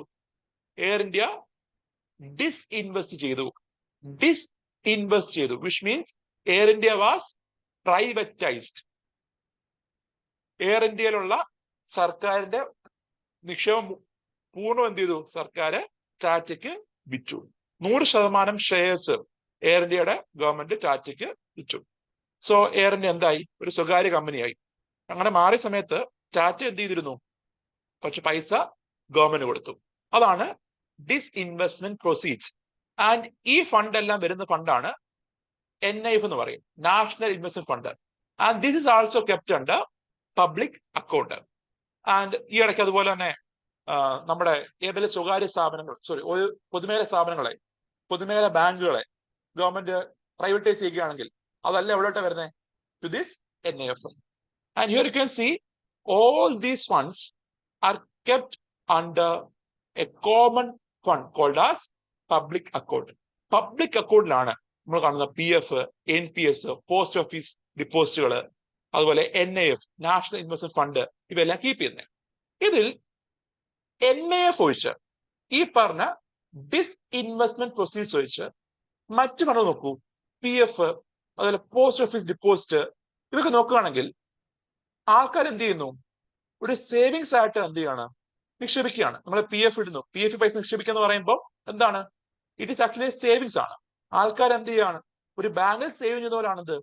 PF പൈസ ഇടുന്നത്. ആൻഡ് ഈ പറഞ്ഞ PF എമൗണ്ട് അല്ലെങ്കിൽ NPS എമൗണ്ട്, പോസ്റ്റ് ഓഫീസിലെ ഡിപ്പോസിറ്റ്, ഇവയൊക്കെ ഞാൻ റിട്ടയർ ചെയ്യുമ്പോൾ അല്ലെങ്കിൽ ഞാൻ ഡിമാൻഡ് ചെയ്യുമ്പോൾ എന്ത് ചെയ്യണം? ഗവൺമെന്റ് എനിക്ക് തരണം, വേണ്ടേ? ഇപ്പൊ ഞാൻ 60 years ആയി, ഞാൻ റിട്ടയർ ചെയ്തു. സോ എന്ത് ചെയ്യും?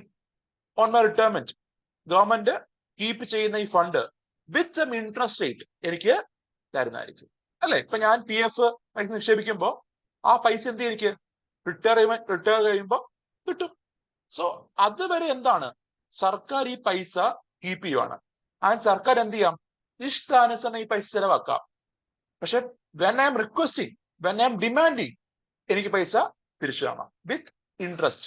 അലിഷ് ഉൾപ്പെടെയാണ് എന്ത്? എനിക്ക് പൈസ തരുന്നത്. ആൻഡ് പ്രത്യേകത പറയട്ടെ, in the case of public account ഞാൻ അതാ പറഞ്ഞത്, മെജോറിറ്റി ഓഫ് ദ ഫണ്ടിലും സർക്കാർ എന്തായിട്ട് ആക്റ്റീവ് ആണ്? ഒരു ബാങ്കറെ പോലെ ആക്ട് ചെയ്യാണ്. ഒരു ബാങ്കിങ് ഫംഗ്ഷൻ ആണ് ഗവൺമെന്റ് എന്ത് ചെയ്യുന്നത്?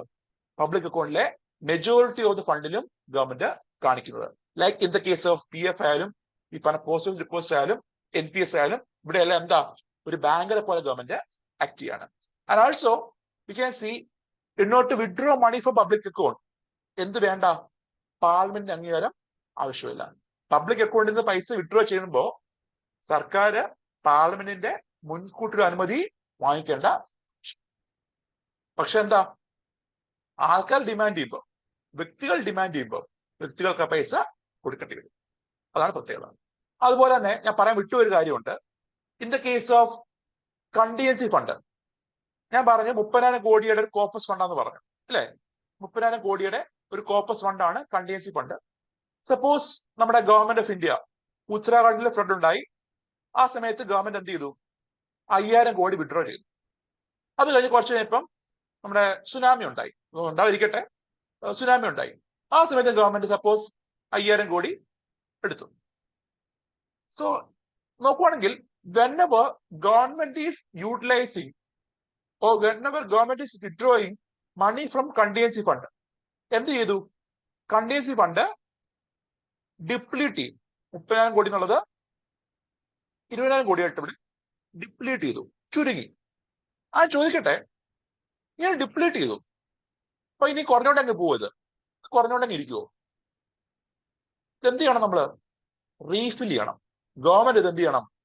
എത്ര പൈസയാണോ ഇവിടുന്ന് വിഡ്രോ ചെയ്തത്, 5,000 വിഡ്രോ ചെയ്തു ഉത്തരാഖണ്ഡിന്, 5,000 സുനാമിക്ക് വിഡ്രോ ചെയ്തു, അതിന് എത്ര എമൗണ്ട് ആണോ ഗവൺമെന്റ് കണ്ടിജൻസി വിഡ്രോ ചെയ്തത്, അത്രയും എമൗണ്ട് ഗവൺമെന്റ് പാർലമെന്റില് എന്ത് ചെയ്യണം? ബില്ല് അവതരിപ്പിക്കണം in order to reimburse. So 30,000 കോടി നമ്മൾ എന്ത് ചെയ്തു? ഉണ്ടായിരുന്നു, അതിൽ 10,000 കോടി വിഡ്രോ ചെയ്തു.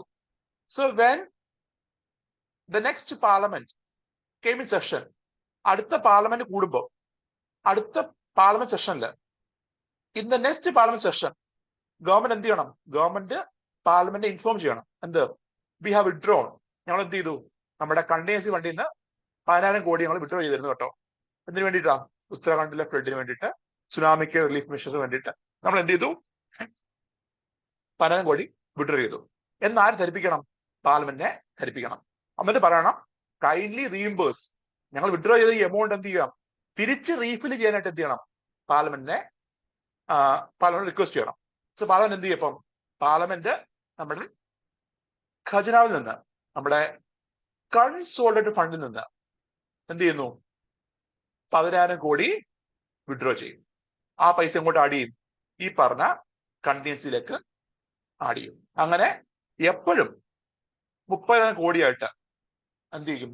നമ്മുടെ കണ്ടിജൻസി ഫണ്ട് കീപ്പ് ചെയ്യും. So whenever there is depletion in the contingency fund, in the next parliament session, government will inform the parliament that they have used this much money for this much expenses and kindly reimburse the withdrawn amount back to the fund. അങ്ങനെ എന്ത് ചെയ്യും? Parliament എത്ര amount withdraw ചെയ്തോ അത്ര amount തിരിച്ച് contingency ഫണ്ടിലേക്ക് reimburse ചെയ്യും. And എവിടുന്ന പൈസ എടുക്കുന്നത്? From the consolidated fund. അവിടുന്ന് പൈസ എടുത്താണ് ഇവിടേക്ക് റീഇംബേഴ്സ് ചെയ്യുന്നത്. So this is about the fund. And നമ്മൾ പറഞ്ഞു വന്നത് സർചാർജ് ആണ്. ആൻഡ് സർചാർജ്, സർക്കാർ സർചാർജ് കിട്ടുന്ന എമൗണ്ട് എങ്ങോട്ടാ പോകുന്നത്? To the consolidated fund of India എന്ന് അറിഞ്ഞിരിക്കുകയാണ്. And here you can see an example of surcharge levied on income tax. So ഒരു വ്യക്തിയുടെ ഇൻകം 50 lakh താഴെയാണെങ്കിൽ എന്തില്ല? സർചാർജ് വരുന്നില്ല. എന്നാൽ 50 lakh മേലെയാണെങ്കിൽ, 50 lakh മേലെയാണെങ്കിൽ you can see he need to give 10% surcharge on the income tax. ഇപ്പം അയാൾ 100 രൂപ ഇൻകം ടാക്സ് കൊടുക്കണമെങ്കിൽ അതിനൊപ്പം 10% ഓഫ് 100 കൂടെ എന്ത് ചെയ്യണം? കൊടുക്കണം, സർചാർജ്. ഈ 10% 100 എന്ന് പറഞ്ഞാൽ എന്താ? It is the surcharge levied on income tax ആണ്. അപ്പൊ ഞാൻ എന്താ പറഞ്ഞേ?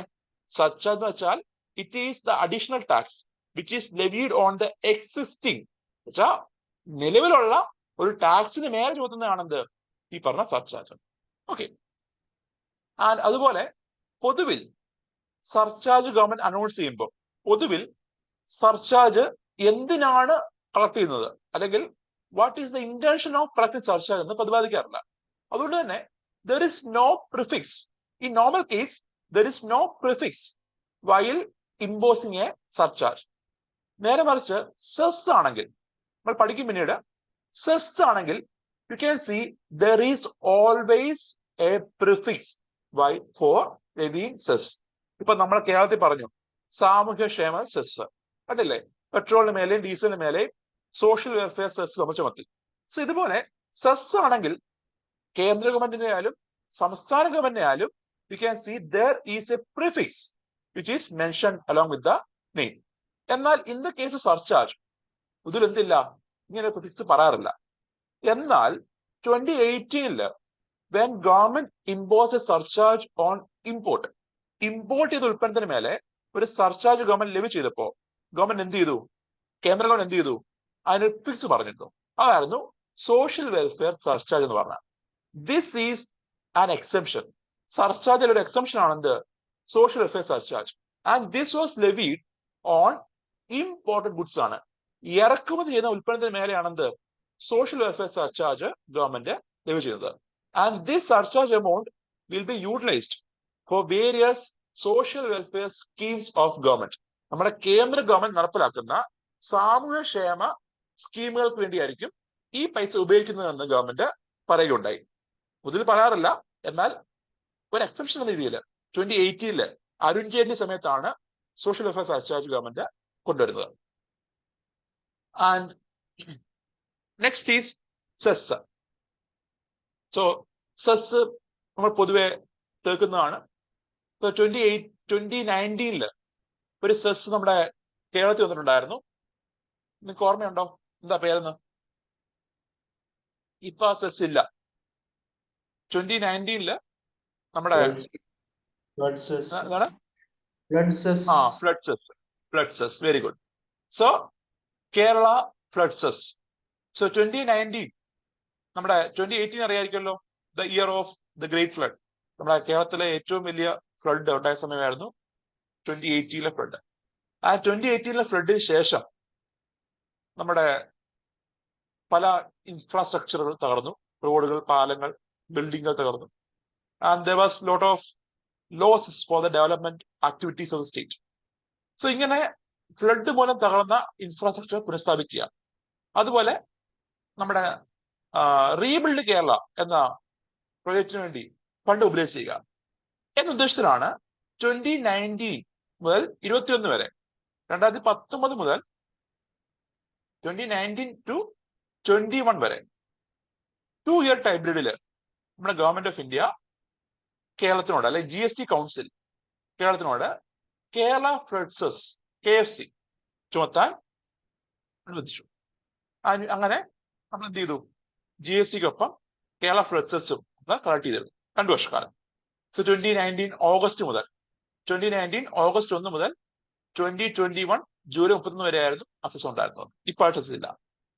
ആൻഡ് സെസ് എന്ന് പറയുമ്പോൾ it is also a tax on tax ആണ്. നിലവിലുള്ള ഒരു നികുതിക്ക് മേലെ വരുന്ന ഒരു അഡീഷണൽ ടാക്സ് ആണെന്ത് സെസ്സും. സർചാർജ് പോലെ തന്നെ വരുന്ന സാധനമാണെന്ത് സെസ്. പക്ഷെ ഡിഫറൻസ് പറയുകയാണെങ്കിൽ cess can be collected both by central and state. സംസ്ഥാനത്തിനും കേന്ദ്ര ഗവൺമെന്റിനും ഒരേപോലെ കളക്ട് ചെയ്യാൻ വരുന്നതാണെന്ത് സെസ്. ആൻഡ് അതാണ് നമ്മൾ പറഞ്ഞല്ലോ, നമ്മുടെ കേരളത്തിൽ സാമൂഹ്യക്ഷേമ സെസ് ഈ കഴിഞ്ഞ ബഡ്ജറ്റില് ഉൾപ്പെടുത്തി. നമുക്ക് പറ്റില്ലെങ്കിൽ പറ്റുമോ? നമുക്ക് ഉൾപ്പെടുത്താൻ പറ്റില്ലല്ലോ.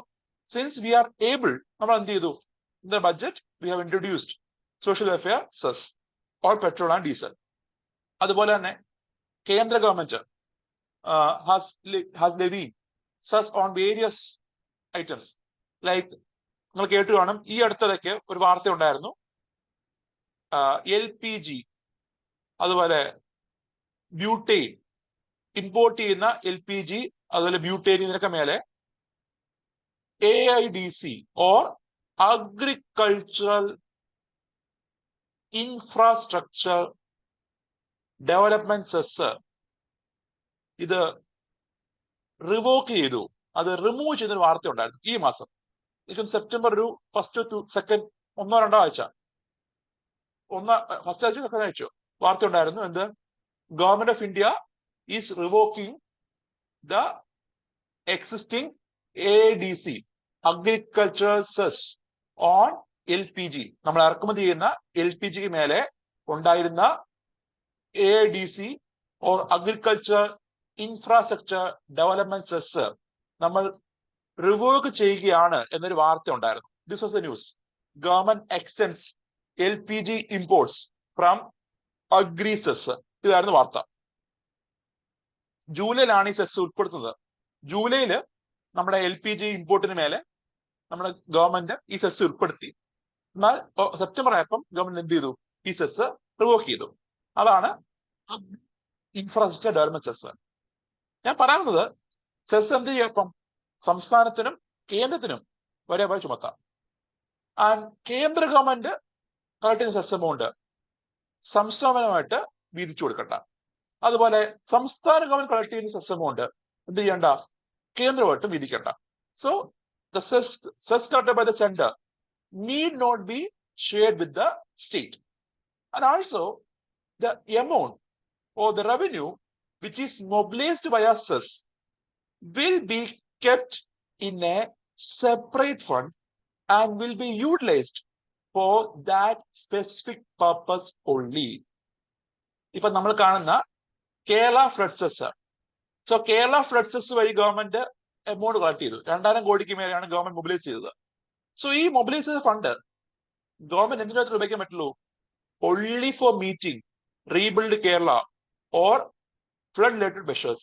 നമ്മുടെ ഫ്ലഡ് റിലേറ്റഡ് ചെയ്ത ഇൻഫ്രാ ഡെവലപ്മെന്റിന് ഫ്ലഡ് റീബിൽഡ് കേരള മെഷേഴ്സ് അതിനുവേണ്ടി മാത്രം ഉപയോഗിക്കണം എന്ത് ഗവൺമെന്റ് ഉപയോഗിക്കേണ്ടത്. അല്ലാതെ ശമ്പളം കൊടുക്കാനോ അല്ലെങ്കിൽ വക മരുന്ന് ഉപയോഗിക്കാനോ കഴിയില്ല. അതുപോലെ തന്നെ ADC Agriculture Infrastructure Development Cess. And this cess was introduced during 2021. 2021 ഈ സെസ് ഇൻട്രൊഡ്യൂസ് ചെയ്തത്. And this cess was introduced during 2021 to mainly to promote or mainly to improve the infrastructure development in agriculture. കാർഷിക മേഖലയിലുള്ള asset building, കാർഷിക മേഖലയിലുള്ള ആസ്തി വികസനം, അതാണെന്ത് പ്രധാനമായിട്ടും ഈ പറഞ്ഞ ADC എയിം ചെയ്യുന്നത്. സോ കാർഷിക മേഖലയിലെ സ്റ്റോറേജ് ഇൻഫ്രാസ്ട്രക്ചർ, അവിടുത്തെ ഈ പറഞ്ഞ ഇറിഗേഷൻ ഇൻഫ്രാസ്ട്രക്ചർ, സോ കാർഷിക മേഖല ബന്ധപ്പെട്ടുള്ള ഇൻഫ്രാസ്ട്രക്ചർ എന്ത് ചെയ്യുക? ഇംപ്രൂവ് ചെയ്യുക. That was the aim of this ADC. അതേപോലെ തന്നെ വേറൊരു സെസ്സാണ് road and infrastructure cess. Road and infrastructure cess നമ്മുടെ പെട്രോളിന് മേലെയും ഡീസലിന് മേലെയും ഗവൺമെന്റ് ലഭ്യ ചെയ്യുന്ന സെസ്സാണ് റോഡ് ആൻഡ് ഇൻഫ്രാസ്ട്രക്ചർ സെസ്. കേന്ദ്ര ഗവൺമെന്റ് ആണ് കളക്ട് ചെയ്യുന്നത്. ആൻഡ് അതുകൊണ്ട് തന്നെ കേന്ദ്ര ഗവൺമെന്റ് കളക്ട് ചെയ്തുകൊണ്ട് തന്നെ എന്ത് ചെയ്യണ്ട? സംസ്ഥാനമായിട്ട് ഈ റവന്യൂ ഷെയർ ചെയ്യേണ്ട ആവശ്യമില്ല. ആൻഡ് മറ്റൊരു എക്സാമ്പിൾ ആണ് സ്വച്ഛ് ഭാരത് സെസ്. ഇപ്പൊ അതില്ല. സ്വച്ഛ് ഭാരത് സെസ് ഓർമ്മയുണ്ടാവും, മുന്നേ ഗവൺമെന്റ് കളക്ട് ചെയ്ത സെസ് ആയിരുന്നു Swachh Bharat cess. This cess was revoke later. GST വന്നപ്പോ ഈ സെസ് എന്ത് ചെയ്തു? ഗവൺമെന്റ് നിർത്തലാക്കി. അതുപോലെ കൃഷി Kalyan cess, Krishi Kalyan cess, Krishi Kalyan cess. And this was introduced to mobilise funds for improving condition of farmers. നമ്മുടെ കർഷകരുടെ കണ്ടീഷൻസ്, അവർക്ക് വേണ്ടിയുള്ള സ്കീംസ്, അതിനുവേണ്ടി ഫണ്ട് കണ്ടെത്താൻ വേണ്ടിയാണ് എന്ത് കൃഷി കല്യാൺ സെസ് എന്നൊരു ഫണ്ട് ഗവൺമെന്റ് ഇൻട്രൊഡ്യൂസ് ചെയ്തത്. സോ ഇങ്ങനെ ഡിഫറൻറ്റ് സെസ് നമ്മുടെ കേന്ദ്ര ഗവൺമെന്റും സംസ്ഥാന ഗവൺമെന്റും ലഭ്യമാറുണ്ട്. അതുപോലെ മറ്റൊരു സെസ് ആയിരുന്നു clean environment cess or clean energy cess. Clean energy cess അല്ലെങ്കിൽ clean environment cess. And this cess was introduced mainly for promoting environment protection measures. So നമ്മുടെ കോളില്ലേ, കൽക്കരി, ഇന്ത്യയില് 1 ടൺ കോള് പ്രൊഡ്യൂസ് ചെയ്യുമ്പം അല്ലെങ്കിൽ 1 ടൺ കോള് മാനുഫാക്ചർ ചെയ്യുമ്പം 400 രൂപ clean energy cess government ലഭിച്ചിരുന്നു. സോ 1 ടൺ കോള് ഇന്ത്യയിൽ വിറ്റുന്ന സമയത്ത് 400 രൂപ വെച്ച് അതിന് മേലെ എന്ത് ചെയ്തിരുന്നു? ഗവൺമെന്റ് കളക്ട് ചെയ്തിരുന്നു. അതാണ് clean energy cess or clean environment cess എന്ന് പറഞ്ഞാൽ. സോ യു ക്യാൻ സി ഇങ്ങനെ ഡിഫറെന്റ് സെസ് എന്ത് ചെയ്യുന്നുണ്ട്? സംസ്ഥാന ഗവൺമെന്റും കേന്ദ്ര ഗവൺമെന്റ് ലഭിച്ചിരുന്നു. And these funds will be used for separate purposes, for specific purposes. Separate അല്ല, specific purposes. സെസ്സി പറഞ്ഞേക്കുന്ന എന്തിനാണോ അതിനു വേണ്ടി ആയിരിക്കണം എന്ത് ആ പൈസ ഉപയോഗിക്കേണ്ടത്. And also this is not kept under CFI. നമ്മുടെ കൺസോളിഡേറ്റഡ് ഫണ്ടിലല്ല ഈ പറഞ്ഞ സെസ് എമൗണ്ട് കീപ്പ് ചെയ്യുന്ന അറിഞ്ഞിരിക്കുക. But will be stored, will be kept as A separate fund എന്നും അറിഞ്ഞിരിക്കുക. ഒരു സെപ്പറേറ്റ് ഫണ്ടായിട്ടാണ് എന്ത് ഈ പറഞ്ഞ സെസ് ഫണ്ടും കീപ്പ് ചെയ്തത് അറിഞ്ഞു. And here you can see the examples. AADC 2021 budget കൊണ്ടുവന്നതാണ്. പെട്രോളിന് മേലെ 2 രൂപ, ഡീസലിന് മേലെ 4 രൂപ ആണ് AADC ചുമത്തുന്നത്. ആൻഡ് നമ്മുടെ ഇൻകം ടാക്സിന് മേലെ നിങ്ങൾക്ക് അറിയായിരിക്കും, ഇൻകം ടാക്സിന് മേലെ 4% ഹെൽത്ത് ആൻഡ് എഡ്യൂക്കേഷൻ സെസ് നമ്മൾ എന്ത് ചെയ്യുന്നുണ്ട്, പേ ചെയ്യുന്നുണ്ട്. എല്ലാം കൂടി ഇൻകം ടാക്സ് എമൗണ്ട് കൂടാതെ 4% ഹെൽത്ത് ആൻഡ് എഡ്യൂക്കേഷൻ സെസ് നമ്മൾ പേ ചെയ്യണം. അതുപോലെ സെസ് ഓൺ ക്രൂഡ് ഓയിലിന് മേലെ ഉണ്ട്. So 20% on the value of oil, crude oil ഇൻഡസ്ട്രിക്ക് മേലെ ഉണ്ട്. അതുപോലെ road and infrastructure cess, Krishi Kalyan cess, ക്ലീൻ എൻവയോൺമെന്റ് സെസ്, സ്വച്ഛ് ഭാരത് സെസ്, ഇങ്ങനെ ഡിഫറെന്റ് സെസ് ആണ് ഇന്ത്യയിൽ ലഭിക്കപ്പെടുന്നുണ്ട്. And also we can see in the case of cess, it can be either levied as ad valorem or levied as ഒന്നെങ്കിൽ എന്ത് ചെയ്യാം, ad valorem ആയിട്ട് ലഭി ചെയ്യാം, or it can be levied as a percentage of the tax amount. എന്താ പറഞ്ഞേ, cess 2 വിധേന ചുമത്താം. ഒന്നെങ്കിൽ a certain percentage of the value of item, ഒരു ഉൽപ്പന്നത്തിന്റെ ബേസിക് വാല്യൂ അതിന്റെ നിശ്ചിത ശതമാനം എന്ന് പറഞ്ഞ് ചുമത്താം. അല്ലെങ്കിൽ a certain percentage of the already existing tax amount, അതായത് നിലവിലുള്ള ടാക്സ് എമൗണ്ട് ഉണ്ട് അതിന് ഇത്ര ശതമാനം. ഉദാഹരണം പറയുമ്പോൾ ഇൻകം ടാക്സ് എടുക്കുമ്പോൾ ഞാൻ പറഞ്ഞു there is health and education cess. Suppose ഒരു വ്യക്തി കൊടുക്കേണ്ട ഇൻകം ടാക്സ് 1000 രൂപ എന്ന് വിചാരിച്ചു. 1000 രൂപയാണ് അയാൾ കൊടുക്കേണ്ട income tax before including cess include ചെയ്യാതെ 1000 രൂപയാണ് അയാൾ കൊടുക്കേണ്ട tax. So when government is imposing 4% health and education cess, എന്ത് ചെയ്യും, ഈ 1000 രൂപ ഇൻകം ടാക്സിനൊപ്പം 4% ഓഫ് 1000 രൂപ ഇൻകം ടാക്സ് എന്ത് ചെയ്യണം, ആഡ് ചെയ്യണം.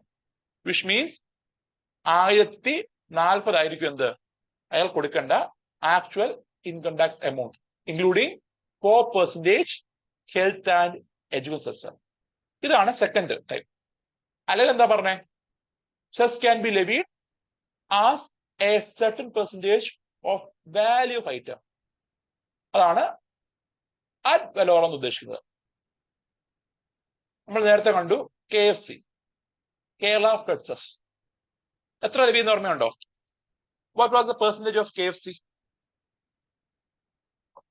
എത്ര ശതമാനമായിരുന്നു ചുമത്തിയത്? 1%. Very good, 1%. So 1% Kerala fed cess levy ചെയ്തത്. ആൻഡ് 1% എന്ന് പറയുമ്പോൾ it was levied as a percentage of value of the item ആണ്. ഫോർ എക്സാമ്പിൾ, ഒരു ഐറ്റം എടുക്കുക, 100 രൂപയാണ് വില എന്ന് വിചാരിക്കാം. 100 രൂപയാണ് ഒരു ഐറ്റത്തിന്റെ base value. So 100 rupees is the base value of an item. ഒരു ഐറ്റത്തിന്റെ ബേസ് വാല്യൂ എത്രയാണ്? 100 രൂപയാണ്. ആൻഡ് അതിന് മേലെ ഗവൺമെന്റ് എന്ത് ചെയ്യും? സപ്പോസ് 5% GST ഉണ്ട്, വിച്ച് മീൻസ് 5% ഓഫ് 100 എത്ര? 5 രൂപ GST വന്നു. ദെൻ 1% KFC വന്നു. ആൻഡ് 1% ലെവി ചെയ്യുന്നത് not on this tax amount, ഈ ടാക്സ് എമൗണ്ടിന്റെ മേലെ അല്ല. എന്താണ്? ഈ ടാക്സ് എമൗണ്ട് 1% അല്ല, മറിച്ച് എന്തിന്റെ 1%? ഈ ബേസ് വാല്യൂവിന്റെ 1%. This is correct, this is wrong. 1% Kerala Fed Cess was levied on the value of the item ആണ്. ഉൽപ്പന്നത്തിന്റെ വാല്യൂവിന്റെ 1% എന്ത് KFC ആയിട്ട് ലഭിച്ചത്. സോ എത്ര വരുന്നു? 100 പ്ലസ് 5 പ്ലസ് 1% ഓഫ് 100 എത്ര വരുന്നു? 100. ഇതായിരിക്കും final value of the item including KFC. So എന്താ പറഞ്ഞേ? സെസ് ഒന്നുകിൽ എന്ത് ചെയ്യാം, നിലവിലുള്ള ടാക്സ് എമൗണ്ടിന്റെ നിശ്ചിത ശതമാനം കൊണ്ട് ലഭിക്കുക. And this is normally scene in direct tax.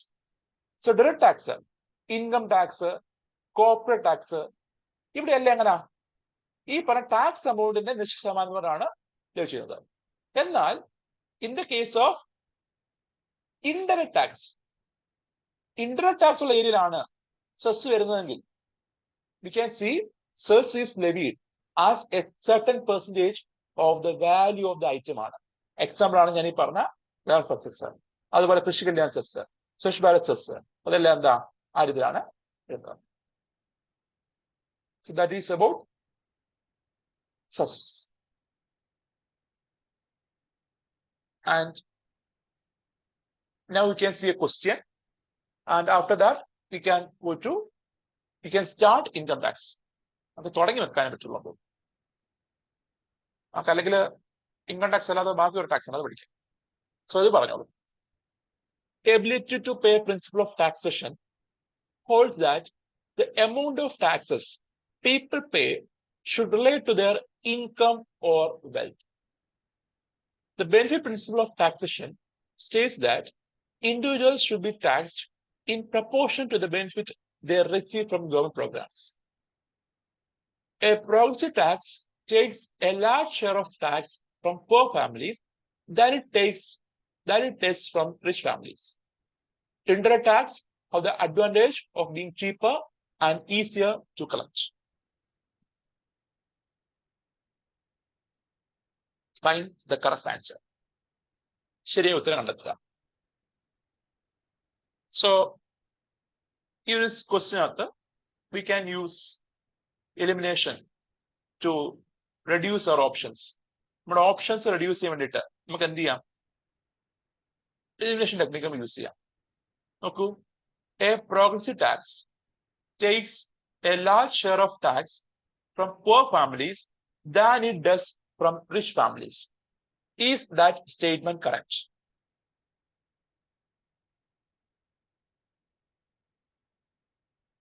Statement 3 ശരിയാണോ?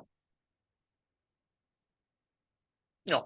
കാരണം എന്തായിരുന്നു പ്രോഗ്രസ് എന്ന് പറയുമ്പോൾ? ഇൻകം കൂടുമ്പോ ടാക്സ് റേറ്റ് വർദ്ധിക്കണം എന്നവിടെ പറഞ്ഞ എന്താ? Large share of tax from poor families, പാവപ്പെട്ടവന്റെ കയ്യിൽ നിന്ന് കൂടുതൽ ഷെയർ ടാക്സ് കളക്ട് ചെയ്യുന്നു, പണക്കാരന്റെ കയ്യിൽ നിന്ന് ലോ ടാക്സ് കളക്ട് ചെയ്യുന്നു എന്നാ പറയുന്നത്. ഇത് ശരിയാണോ? അത് പ്രോഗ്രസീവ് അല്ലല്ലോ, അത് റിഗ്രസീവ് അല്ലേ? സോ തേർഡ് സ്റ്റേറ്റ്മെന്റ് തെറ്റാണെന്ന് ഉറപ്പായി നമുക്കറിയാം. പഠിച്ച കാര്യം വെച്ച് തേർഡ് എന്താ? തെറ്റാണ്. സോ തേർഡ് തെറ്റാണെന്ന് അറിയാമെങ്കിൽ, if you know the third statement is wrong, then option A എന്തായിരിക്കും? തെറ്റായിരിക്കും. കാരണം എന്താ? അവിടെ 3 കിടപ്പുണ്ട്. ദെൻ ഓപ്ഷൻ ഡി എന്താ? ഓപ്ഷൻ ഡി എന്താ? ഓപ്ഷൻ ഡിയും തെറ്റാണ്. കാരണം രണ്ടിലും 3 ഉണ്ട്. So we are left with only 2 options. B ഉണ്ട്, C ഉണ്ട്. Either B is right or C is right. അപ്പൊ ഇതില് 2ഉം 4ഉം എന്താണ്? ഇതിൽ ഈ ക്വസ്റ്റ്യനകത്ത് 2ഉം 4ഉം നമുക്ക് അറിയില്ല കൂടാതെ എന്താ? ഇത് ശരിയാണ്. Even if I don't know the answer, second സ്റ്റേറ്റ്മെന്റും ഫോർത്ത് സ്റ്റേറ്റ്മെന്റും എനിക്ക് ഉറപ്പില്ല, അത് ശരിയാണോ തെറ്റാന്ന് അറിയില്ല. Suppose I don't know second ശരിയാണോ ഫോർത്ത് ശരിയാണോ അറിയില്ല, പക്ഷെ എന്താ, എനിക്കറിയില്ല കൂടെ തന്നെ ആ സ്റ്റേറ്റ്മെന്റ് ശരിയാണെന്നാണ് ഇവർ പറഞ്ഞേക്കുന്നത്. കാരണം എന്താ? ബിയിലും സിയിലും എന്തുണ്ട്? ബിയിലും സിയിലും 2ഉം 4ഉം ഉണ്ട്. സോ സെക്കൻഡും 4ഉം എന്താ? ശരിയായിരിക്കും. അപ്പൊ നോക്കാം. ഒന്ന് ഫോർത്ത് നോക്കൂ. Indirect tax have the advantage of being cheaper and easier to collect. Indirect tax എന്ന് പറയുമ്പോൾ is having the advantage of being cheaper and easier to collect. ഇത് കളക്ട് ചെയ്യാൻ എളുപ്പമാണ്. ശരിയാണ്. കാരണം ഡയറക്ട് ടാക്സ് പറയുമ്പോൾ എന്താ? നേരിട്ടാണ് ഇന്ററാക്ട് ചെയ്യുന്നത്. വ്യക്തികൾ നേരിട്ട് ഗവൺമെന്റ് ഇന്ററാക്റ്റീവ് ആണ്. എന്നാൽ in the case of indirect tax ഇപ്പോ ഒരു കടയുണ്ട്. ഈ കടയിൽ നിന്ന് 1000 പേര് വാങ്ങുന്നു എന്ന് വിചാരിക്കൂ. ഈ കടയിൽ നിന്ന് 1000 പേര് വാങ്ങുന്നു. ഈ 1000 പേര് വാങ്ങുന്നതും ഒറ്റ പോയിന്റ് എന്ത് ചെയ്യുവാണ്? സർക്കാരിലേക്ക് പോവാ. Suppose there are 1000 people which is purchasing item from A shop. ഒരു ഐറ്റം 1000 പേര് ഒരു കടയിൽ നിന്ന് വാങ്ങുന്നു. ഈ പറഞ്ഞ ഐറ്റം വാങ്ങുമ്പോൾ കൊടുക്കുന്ന ടാക്സ് എല്ലാം എന്ത് ചെയ്യും? ഈ കടക്കാരൻ ക്യുമുലേറ്റീവ് ആയിട്ട് അത് മൊത്തം എടുത്തിട്ടാണ് ഗവൺമെന്റിലേക്ക് പേ ചെയ്തത്. സോ എന്താ? ഈ പറഞ്ഞ ഈസി ടു കളക്ട് ആണ്, അതുപോലെ ചീപ്പർ ആണ്. കാരണം എന്താ? ഇന്ററാക്ഷൻ കുറവാ. സോ ചീപ്പർ ആണ്, ഈസി ടു കളക്ട് ആണ്. So we can C both is correct. Second statement നോക്കൂ. ദിസ് സ്റ്റേറ്റ്മെന്റ് എന്താ? ഈ സെക്കൻഡ് സ്റ്റേറ്റ്മെന്റ് പറയുന്നത് the benefit principle of taxation states that individuals should be taxed in proportion to the benefit they receive the government. So ഈ ഒരു principal പറയുന്നത് നമ്മുടെ government tax ചെയ്യുമ്പോൾ, നമ്മുടെ ഗവൺമെന്റ് വ്യക്തികളെ ടാക്സ് ചെയ്യുമ്പോൾ സർക്കാർ നോക്കേണ്ടത് സർക്കാർ ആനുകൂല്യം കൂടുതൽ ലഭിക്കുന്ന ആളുകൾ അവരെന്ത് ചെയ്യുക? കൂടുതൽ നികുതി കൊടുക്കുക. സർക്കാർ ആനുകൂല്യം കുറച്ച് ലഭിക്കുന്ന ആളുകൾ എന്ത് ചെയ്യുക? കുറച്ച് നികുതി കൊടുക്കുക. ഇതാണ് ആശയം. സോ ഇന്ത്യ പറയുകയാണെങ്കിൽ ഇങ്ങനെയല്ല ഫോളോ ചെയ്യുന്നത്. We are not follow this principle. ഈ പ്രിൻസിപ്പൽ പറയാൻ എന്താ? നമ്മുടെ സർക്കാർ ടാക്സ് ചെയ്യുമ്പോൾ കൂടുതൽ ബെനിഫിറ്റ് അല്ലെങ്കിൽ കൂടുതൽ ആനുകൂല്യങ്ങൾ കൈപ്പറ്റുന്ന ആളുകളിൽ നിന്ന് കൂടുതൽ ടാക്സ് മേടിക്കുക, കുറച്ച് ആനുകൂല്യം മേടിക്കുന്ന ആളുകളിൽ നിന്ന് കുറച്ച് ടാക്സ് മേടിക്കുക. ആൻഡ് ഇന്ത്യയിൽ നോക്കുവാണെങ്കിൽ we are not following this principle. And ഈ പ്രിൻസിപ്പൽ എന്താ? ശരിയാണ്. ഇനി ഫസ്റ്റ് സ്റ്റേറ്റ്മെന്റ് നോക്കൂ. Ability to pay principle of taxation holds that the amount of taxes people pay should relate to their income or wealth. അതായത് ആൾക്കാരുടെ tax പേയാനുള്ള ശേഷി ആ അടിസ്ഥാനത്തിൽ എന്ത് ചെയ്യുക? ആൾക്കാരുടെ ഇൻകം, വെൽത്ത് ആ അടിസ്ഥാനത്തിൽ എന്ത് ചെയ്യുക? അവരെ ടാക്സ് ചെയ്യുക. അതാണ് എന്ത്? Ability to pay principle of tax പറയുന്നത്. എന്താണ്? എനിക്ക് കൂടുതൽ ഇൻകം ഉണ്ടെങ്കിൽ, എനിക്ക് കൂടുതൽ വരുമാനം ഉണ്ടെങ്കിൽ, കൂടുതൽ സ്വത്തുണ്ടെങ്കിൽ ഗവൺമെന്റ് എന്ത് ചെയ്യാം? കൂടുതൽ ടാക്സ് ചെയ്യാം. എനിക്ക് കൂടുതൽ വരുമാനം ഉണ്ടെങ്കിൽ I have more ability to pay tax. എനിക്ക് കൂടുതൽ വരുമാനം ഉണ്ടെങ്കിൽ എന്താ? എനിക്ക് കൂടുതൽ എന്താ? എബിലിറ്റി ഉണ്ടാവും ടാക്സ് കൊടുക്കാനായിട്ട്. സോ അതാണ് എന്ത്? Ability to pay principle of tax പറയുന്നത്. സോ ആൾക്കാരുടെ ഇൻകവും അതുപോലെ ആൾക്കാരുടെ വെൽത്തും അനുസരിച്ച് എന്ത് ചെയ്യുക? ആൾക്കാരെ ടാക്സ് ചെയ്യുക. അതാണ് ഉദ്ദേശിക്കുന്നത്. സോ വി ക്യാൻ സി 1 ശരിയാണ്, 2 ശരിയാണ്, 4 ശരിയാണ്. So answer will be C. Okay. So that is about the question. Now we can look into some of the types of direct taxes. നമുക്ക് ഇൻകം ടാക്സ് എടുക്കാൻ പോയി കഴിഞ്ഞാൽ കുറച്ച് താമസം എടുക്കും. കാരണം അത് കുറച്ചുണ്ട്, കുറച്ച് ലെങ്തിയാണ് income tax. So we can discuss the easiest ones. നമ്മുടെ ഡയറക്ട് ടാക്സിലുള്ള ഈസിയസ്റ്റ് എക്സാമ്പിൾസ് നമുക്ക് നോക്കിപ്പോവാം. The first one is banking cash transaction tax. 2005 government introduce ചെയ്ത ഒരു ഡയറക്ട് ടാക്സ് ആണ് ബാങ്കിങ് ക്യാഷ് ട്രാൻസാക്ഷൻ ടാക്സ്. ഞാൻ പറഞ്ഞോട്ടെ, there is no need to study in detail. ഈ ടാക്സുകളെല്ലാം വിശദമായി പഠിക്കേണ്ട ആവശ്യമില്ല. ഇത് ഏത് ടൈപ്പ് ആണെന്ന് അറിഞ്ഞിരിക്കുക. ഡയറക്റ്റ് ആണോ ഇൻഡയറക്റ്റ് ആണോ അതിന്റെ പ്രത്യേകത അറിഞ്ഞിരിക്കുക. അത് മാത്രം മതി. അല്ലാതെ റേറ്റുകൾ അതൊന്നും എന്ത് ചെയ്യണ്ട, കാണാൻ പഠിക്കേണ്ട. ഇൻകം ടാക്സ് ഒക്കെ അറിഞ്ഞിരുന്നു, കാരണം നമുക്ക് ആവശ്യമാണ്, പൊതുജീവിതത്തിലായാലും ആവശ്യമാണ്. So income tax, corporate tax, അതുപോലെ മാറ്റ്, ഈ 3 ഇമ്പോർട്ടന്റ് ആണ്. ബാക്കിയുള്ള ടാക്സുകളുടെ റേറ്റ് പഠിക്കേണ്ട, ജസ്റ്റ് അറിഞ്ഞിരിക്കുക. What is the importance of the tax, what is speciality of the tax, അതിന്റെ ഫീച്ചർ അറിഞ്ഞിരിക്കുക. അതിന്റെ ഫീച്ചർ, അതിന്റെ ടൈപ്പ്, അത് മാത്രം അറിഞ്ഞാൽ മതി. സോ എന്താ പറഞ്ഞേ? Banking cash transaction tax. ഇതൊരു ഇൻഡയറക്ട് ടാക്സ് ആണ്. ഇതൊരു ഡയറക്ട് ടാക്സ് ആണ്. 2005 കൊണ്ടുവന്ന ടാക്സ് 2009 ആയപ്പോൾ ഗവൺമെന്റ് എന്ത് ചെയ്തു? അബോളിഷ് ചെയ്തു. സോ ഇത് പറഞ്ഞത് നമ്മുടെ വ്യക്തികൾ 50,000 റുപ്പീസ് മേലെ ബാങ്കിൽ നിന്ന് ക്യാഷ് വിഡ്രോ ചെയ്യുകയാണെങ്കിൽ, If a person is withdrawing more than 50,000 rupees as cash from a bank, then he need to pay 1% tax on the amount. It's 1% of tax on the amount. അതായത് 50,000 രൂപ കൂടുതൽ ഒരു വ്യക്തി cash ആയിട്ട് withdraw ചെയ്യുമ്പോൾ അതിന് മേലെ 0.1% ടാക്സ് ഗവൺമെന്റ് ലെവി ചെയ്തു. എന്തിനു വേണ്ടിയാണെന്ന് വെച്ചാൽ this was introduced mainly to discourage cash withdrawals. നമ്മുടെ ബാങ്കിൽ നിന്നുള്ള ക്യാഷ് വിഡ്രോസ് എന്ത് ചെയ്യുക? ഡിസ്കറേജ് ചെയ്യുക. ഓൺലൈൻ ട്രാൻസാക്ഷൻ കൂടുതൽ പ്രിഫർ ചെയ്യിപ്പിക്കുക. അതിനുവേണ്ടിയാണ് ഈ ടാക്സ് കൊണ്ടുവന്നത്. എന്നാൽ 2009 ആയപ്പോൾ ഈ ടാക്സ് അബോളിഷ് ചെയ്തു. എടുത്ത് പറയാൻ കാരണം 2016 2016 when Government of India announced demonetization, note നിരോധനം അനൗൺസ് ചെയ്തു. ആ സമയത്ത് this tax was in the news. ഈ ടാക്സ് വാർത്ത ഉണ്ടായിരുന്നു. ഗവൺമെന്റ് ഈ ടാക്സ് കൊണ്ടുവരുമോ, 2017 ബഡ്ജറ്റില് ഗവൺമെന്റ് ഈ ടാക്സ് റീഇൻട്രൊഡ്യൂസ് ചെയ്യുമോ എന്നൊരു വാർത്ത ഉണ്ടായിരുന്നു. അതുകൊണ്ടാണ് ഞാൻ എടുത്തു പറഞ്ഞത്. ബിക്കോസ് റീസെന്റ് ഈ പറഞ്ഞ ടാക്സ് വാർത്ത വന്നതാണ്. ദെൻ മറ്റൊരു ടാക്സ് ആണ് എസ്റ്റേറ്റ് ഡ്യൂട്ടി. ഞാൻ പറഞ്ഞാണല്ലോ, ലോയർ ഹെയർഷിപ്പ് വഴി, പരമ്പരാഗത സ്വത്തവകാശ നിയമം വഴി എന്റെ അപ്പൂപ്പൻ മരിക്കുന്നു. അപ്പൂപ്പൻ മരിച്ച ശേഷം എന്റെ അപ്പൂപ്പന്റെ എസ്റ്റേറ്റ് അച്ഛന്റെ പേരിലേക്ക് വരുമ്പോൾ അച്ഛൻ എന്ത് ചെയ്യണം?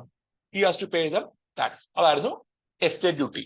So by lawyer heirship, when an estate ownership is transferring to the new generation, lawyer heirship വഴി പാരമ്പര്യ സ്വത്തവകാശ നിയമപ്രകാരം ഒരു എസ്റ്റേറ്റിന്റെ അവകാശം പുതിയ ജനറേഷനിലേക്ക് ട്രാൻസ്ഫർ ചെയ്യുമ്പോൾ the new person, the new owner has to pay some tax to the government. അതാണ് എന്ത്? Estate duty എന്ന് പറഞ്ഞാൽ. ഈ ടാക്സും ഇപ്പോ ഇല്ല. 85 എന്ത് ചെയ്തു? ഈ ടാക്സ് അബോളിഷ് ചെയ്തു. Then there was wealth tax. ഞാൻ പറഞ്ഞല്ലോ, 30 lakh above ഒരു വ്യക്തിയുടെ ബാങ്ക് അക്കൗണ്ടിൽ 30 lakh above ഒരു വ്യക്തിയുടെ ബാങ്ക് അക്കൗണ്ടിൽ ഉണ്ടെങ്കിൽ 1% ടാക്സ് ഗവൺമെന്റ് ലെവി ചെയ്തിരുന്നു. ആൻഡ് ഈ ടാക്സ് ഗവൺമെന്റ് അബോളിഷ് ചെയ്തു in 2050, saying that this taxation or this tax doesn't follow canon of economy. Canon of economy follow ചെയ്യുന്നില്ല എന്ന് പറഞ്ഞാണ് എന്ത്? ഈ ടാക്സ് അബോളിഷ് ചെയ്തത്. അതുപോലെ ഫ്രിഞ്ച് ബെനിഫിറ്റ് ടാക്സ് 2009 അബോളിഷ് ചെയ്ത ടാക്സ് ആണ് ഫ്രിഞ്ച് ബെനിഫിറ്റ് ടാക്സ്. അത് നോക്കുവാണെങ്കിൽ ഫ്രിഞ്ച് ബെനിഫിറ്റ് എന്ന് വെച്ച് കഴിഞ്ഞാൽ നമുക്കറിയാം, ഈ പല കമ്പനികൾ, സ്വകാര്യ കമ്പനികൾ, പ്രത്യേകിച്ച് സ്വകാര്യ കമ്പനികൾ, they used to provide some extra monetary and non-monetary benefit to their employees in order to encourage their work or in order to എന്താണ് അവരെ ഒന്ന് എൻകറേജ് ചെയ്യാൻ വേണ്ടിയിട്ട് അല്ലെങ്കിൽ മോട്ടിവേറ്റ് ചെയ്യാൻ വേണ്ടിയിട്ട് എന്ത് ചെയ്യാറുണ്ട്? പല കമ്പനീസും അവരുടെ എംപ്ലോയീസിന് ചില എക്സ്ട്രാ മൊണിറ്ററി ആൻഡ് നോൺ മൊണിറ്ററി ബെനിഫിറ്റ് കൊടുക്കാറുണ്ട്. Like best employee of the month, best employee of the year എന്നൊക്കെ പറഞ്ഞിട്ട് അവിടുത്തെ എംപ്ലോയീസിന് ചില അവാർഡ് കൊടുക്കും. അവാർഡ് എന്ന് പറയുമ്പോൾ മേ ബി ക്യാഷ് അവാർഡ് ആയിരിക്കാം. 1000 രൂപ, 2000 രൂപ, 5000 രൂപ ക്യാഷ് അവാർഡ് കൊടുക്കാം. അതുകൂടാതെ തന്നെ they may give some benefits like ഇപ്പം ഒരു പണ്ട് LIC ഒക്കെ ഇല്ലേ, LIC ഒക്കെ ഉള്ളതാണ്. ഇപ്പം പോളിസി ഏജൻസ് ഇത്ര LIC കൊടുത്തു കഴിഞ്ഞാൽ കൊട, വടി ഒക്കെ കൊടുക്കും. വടിയല്ല, കൊട, മുണ്ട്, സാരി, ബെഡ്ഷീറ്റ് ഒക്കെ കൊടുക്കാറുണ്ട്. സോ എന്താണ്? എൻകറേജ്മെന്റ് ആണ്. ഈ പറഞ്ഞ ഏജൻസിനെ എൻകറേജ് ചെയ്യുന്നു. 10 പോളിസി കൊടുത്തു കഴിഞ്ഞാൽ ഒരു കൊട സമ്മാനം, അല്ലെങ്കിൽ 10 പോളിസി കൊടുത്തു കഴിഞ്ഞാൽ ഒരു മുണ്ട് സമ്മാനം, ഒരു ബെഡ്ഷീറ്റ് സമ്മാനം എന്ന് പറഞ്ഞാൽ എന്ത് ചെയ്യാറുണ്ട്? They use to has a competition. ഇതൊക്കെ എന്താണ്? ഇതിന് പറയുന്നതാണ് ഫ്രിഞ്ച് ബെനിഫിറ്റ്. അതേപോലെ തന്നെ റീസെന്റ് കാണുന്നതാണ് പെട്രോളിയം വൗച്ചർ കൊടുക്കാറുണ്ട്. പല കമ്പനികൾ പെട്രോളിയം വൗച്ചേഴ്സ് കൊടുക്കും, അതായത് gift vouchers, book my show vouchers, Amazon vouchers, ഇതൊക്കെ എന്ത് ചെയ്യും? എംപ്ലോയീസിന് കൊടുക്കും. സോ എംപ്ലോയീസ് എന്ത് ചെയ്യാം? ഇത് വെച്ച് പർച്ചേസ് ചെയ്യാം, സാധനം വാങ്ങാം. So these are the fringe benefit. So മുൻപ് ഈ പറഞ്ഞ ഫ്രിഞ്ച് ബെനിഫിറ്റ് എന്ന് പറയുമ്പോൾ എന്താ?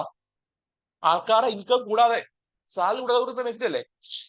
This is a benefit which is given in addition to salary. ആൾക്കാരുടെ ശമ്പളം കൂടാതെ കൊടുക്കുന്നതാണ് ഈ ബെനിഫിറ്റ്. ഇതിന് മേലെ എന്ത് ചെയ്തിരുന്നു? ഗവൺമെന്റ് ടാക്സ് ചെയ്തിരുന്നു. So when A company is giving additional monetary and non-monetary benefit other than salary, government അതിന് മേലെ ടാക്സ് ചെയ്തു. That was fringe benefit tax. Then മറ്റൊന്നാണ് ഗിഫ്റ്റ് ടാക്സ്. ഇത് ഇപ്പോൾ ഇല്ല. 98 ഈ പറഞ്ഞ ടാക്സും ഗവൺമെന്റ് അബോളിഷ് ചെയ്തു. എന്നിട്ട് പിന്നീട് 2015 ഈ ടാക്സിന്റെ പ്രൊവിഷൻസ് അറിഞ്ഞിരിക്കുക, 98 ഈ ടാക്സ് ഗവൺമെന്റ് അബോളിഷ് ചെയ്തു. പിന്നീട് 2005 ഈ ടാക്സിലെ പ്രൊവിഷൻസ് ഗവൺമെന്റ് എന്ത് ചെയ്തു, ഇൻകം ടാക്സിനകത്ത് ആഡ് ചെയ്തു. ഞാൻ പറയാം എന്താണ്. ഗിഫ്റ്റ് എന്ന് പറയുമ്പോൾ 30,000 രൂപ കൂടുതൽ, 30,000 രൂപ കൂടുതൽ ഒരു വ്യക്തി ട്രാൻസ്ഫർ ചെയ്യുന്ന വെച്ചോ, കൈമാറും. ഒരു കല്യാണം വരുന്നു, അല്ലെങ്കിൽ ഞാൻ ഒരാൾക്ക് ഗിഫ്റ്റ് കൊടുക്കുന്നു. So if a person is giving an amount worth 30,000 above, 30,000 രൂപ കൂടുതൽ ഞാൻ ഒരാൾക്ക് ഗിഫ്റ്റ് കൊടുക്കുകയാണെങ്കിൽ I am suppose to pay. നേരത്തെ I am suppose to pay. കൊടുക്കുന്ന വ്യക്തി എന്ത് ചെയ്യണമായിരുന്നു, ഗവൺമെന്റിന് ടാക്സ് കൊടുക്കണമായിരുന്നു. സോ നോക്കുവാണെങ്കിൽ 1958 ഗിഫ്റ്റ് ടാക്സ് വന്നപ്പോ it was A donor based tax ആയിരുന്നു. ആരാണോ ഈ പൈസ കൊടുക്കുന്നത് അയാൾ എന്ത് ചെയ്യണമായിരുന്നു, ടാക്സ് ചെയ്യണം. ആൻഡ് പിന്നീട് ഡോണർ മാറ്റിയിട്ട് ഡോണി ബേസ്ഡ് ആയി. അതായത് ആരാണോ ഈ പൈസ സ്വീകരിക്കുന്നത്, ആർക്കാണോ ഈ പൈസ ഗിഫ്റ്റ് ചെയ്തത്, ആ വ്യക്തി എന്ത് ചെയ്യണം, ഈ പൈസ റിസീവ് ചെയ്ത വ്യക്തി എന്ത് ചെയ്യണം, റെസിപ്പിയന്റ് എന്ത് ചെയ്യണം, ഈ ടാക്സ് കൊടുക്കണം. ഇതാണ് ഡോണി ബേസ്ഡ് എന്ന് പറഞ്ഞത്. സോ ആദ്യകാലത്ത് എന്തായിരുന്നു, ഇത് ഡോണർ ബേസ്ഡ് ആയിരുന്നു. പിൽക്കാലത്ത് എന്തായി, ഇത് ഡോണി ബേസ്ഡ് ആയി. റെസിപ്പിയന്റ് എന്ത് ചെയ്യണം, ടാക്സ് കൊടുക്കണമെന്നായി. And also we can see ഈ പറഞ്ഞ gift tax is not applicable when I am gifting this tax, this money to any blood relatives. എന്റെ മോനോ മോക്കോ എന്റെ ഭാര്യയ്ക്കോ ഒക്കെ പൈസ കൊടുത്താൽ കുഴപ്പമില്ല. നേരെ മറിച്ച് നോൺ ബ്ലഡ് റിലേറ്റീവിന് ഞാൻ ഈ പറഞ്ഞ ക്യാഷ് കൊടുക്കുകയാണെങ്കിൽ early case I was suppose to pay tax. അത് കഴിഞ്ഞിട്ട് എന്റെ ഫ്രണ്ട് എന്ത് ചെയ്യണം, അല്ലെങ്കിൽ നോൺ ബ്ലഡ് റിലേറ്റീവ് എന്ത് ചെയ്യണം, ടാക്സ് കൊടുക്കണമെന്നായി. അങ്ങനെ പിന്നീട് 90 എന്ത് ചെയ്തു, ഇത് അബോളിഷ് ചെയ്തു. ആൻഡ് ഇപ്പൊ പറയുകയാണെങ്കിൽ എനിക്ക് ഗിഫ്റ്റ് കിട്ടുമെന്ന് വെച്ചോ, എനിക്ക് സപ്പോസ് എന്റെ ഫ്രണ്ട് കല്യാണ സമയത്ത് എനിക്ക് 1,00,000 രൂപ പൈസ തന്നു ഗിഫ്റ്റ് ആയിട്ട്. And that will be registered as income from other sources. എന്റെ ഇൻകം ടാക്സ് ഫയൽ ചെയ്യുമ്പോൾ ഇൻകം ഫ്രം അതർ സോഴ്സസ് എന്ത് ചെയ്യണം എന്ന് കാണിക്കണം ഞാൻ. സോ എന്റെ ഇൻകം ടാക്സ് ഫയൽ ചെയ്യുമ്പോൾ ഈ എമൗണ്ടിനെ I have to register it as income from other sources എന്ന് പറഞ്ഞ് അതിന് മേലെ ടാക്സ് കൊടുക്കണം. സോ അതാണ് പറഞ്ഞത്. 2005 എന്ത് ചെയ്തു, ഈ ഗിഫ്റ്റ് ടാക്സിന്റെ പ്രൊവിഷൻസ് ഇൻകം ടാക്സ് ആക്ടിനകത്ത് ഉൾപ്പെടുത്തി എന്ന് പറഞ്ഞാൽ. ആൻഡ് ദിസ് ഇസ് IT എന്ന് വെച്ചാൽ it is not information technology. എന്താണ് ഇൻകം ടാക്സ് ഉദ്ദേശിക്കുന്നത് കേട്ടോ, IT ആയിട്ട് ഉദ്ദേശിക്കുന്നത്. It is not information technology, it is income tax. So this about gift tax. So these are the important these are few direct taxes. ഇനി major പറയാനുണ്ട്. ഇനി major പറയാനുള്ളതാണ് STT, capital gain tax, then DDT, minimum alternate tax, corporate tax, then income tax. ഇതാണ് major പറയാനുള്ളത്. And we will discuss the rest in the next class. നമുക്ക് അടുത്ത class നാളെയാണ്. നാളെ വൈകിട്ടിലെ സമയം 7 to 9. ആൻഡ് മറ്റന്നാള് അതായത് 28-ാം തീയതി we will be having a class on morning. കാരണം അന്ന് അവധിയാണ്, നമ്മുടെ നബിദിനം പ്രമാണിച്ച് അന്ന് അവധി ആയതുകൊണ്ട് വെളുപ്പിനെയാണ് ക്ലാസ്, 6 to 8 ആണ്. സോ എനി ഡൗട്ട്, എന്തെങ്കിലും സംശയം ഉണ്ടോ? ഞാൻ പറഞ്ഞോട്ടെ. ഇത് ഞാൻ പറഞ്ഞ ഇമ്പോർട്ടന്റ് ടാക്സ് ഉണ്ടല്ലോ, income tax, corporate tax, matter, അതിനെ മാത്രം എന്ത് ചെയ്യുക, ഡീറ്റെയിലായിട്ട് പഠിക്കുക. മറ്റു ടാക്സുകൾ ജസ്റ്റ് അവയർനെസ് ക്രിയേറ്റ് ചെയ്യുക. കാരണം ഇപ്പൊ പല ടാക്സും ഇല്ല. ഞാൻ ഈ പറഞ്ഞ ടാക്സുകൾ banking tax, cash transaction tax ആയാലും, ഗിഫ്റ്റ് ടാക്സ് ആയാലും, പ്രിൻസിപ്പൽ ടാക്സ് ആയാലും, SUT ആയാലും, വെൽത്ത് ടാക്സ് ആയാലും ഇപ്പൊ ഇല്ല. So these tax are not currently present. അതുകൊണ്ട് തന്നെ ക്വസ്റ്റ്യൻസ് ചെയ്യാൻ ചാൻസ് വളരെ കുറവാണ്. പക്ഷെ ഇൻ കേസ് ചോദിച്ചാൽ അതിനുവേണ്ടിയാണ് പറഞ്ഞത്. ചോദിക്കാൻ ചാൻസ് ഉള്ളത് പ്രിൻസ് മാത്രമേ ഉള്ളൂ, mains ചോദിക്കത്തില്ല. There will not be any chance for asking in mains. Only if it is fast, it will be the prelims exam. ചോദിക്കുകയാണെങ്കിൽ പ്രിൻസിനേ ഉള്ളൂ, മെയിൻസിനില്ല. Okay. So, any doubt? If there is no doubt, we can end today's class. എന്ത് പറയുന്നു എല്ലാവരും? Okay ആണോ? അതുപോലെ മാം സിന്ധു മാം ഉണ്ടല്ലോ അതിനകത്ത്. സിന്ധു മാം, Jinesh sir ഉണ്ടോ? ആ മാഡം, ഞാൻ മെന്റർഷിപ്പിന് മാഡത്തിനെ വിളിച്ചിരുന്നു, മാഡം ഒന്നും എടുത്തില്ല, മെസ്സേജ് റിപ്ലൈ തന്നില്ല.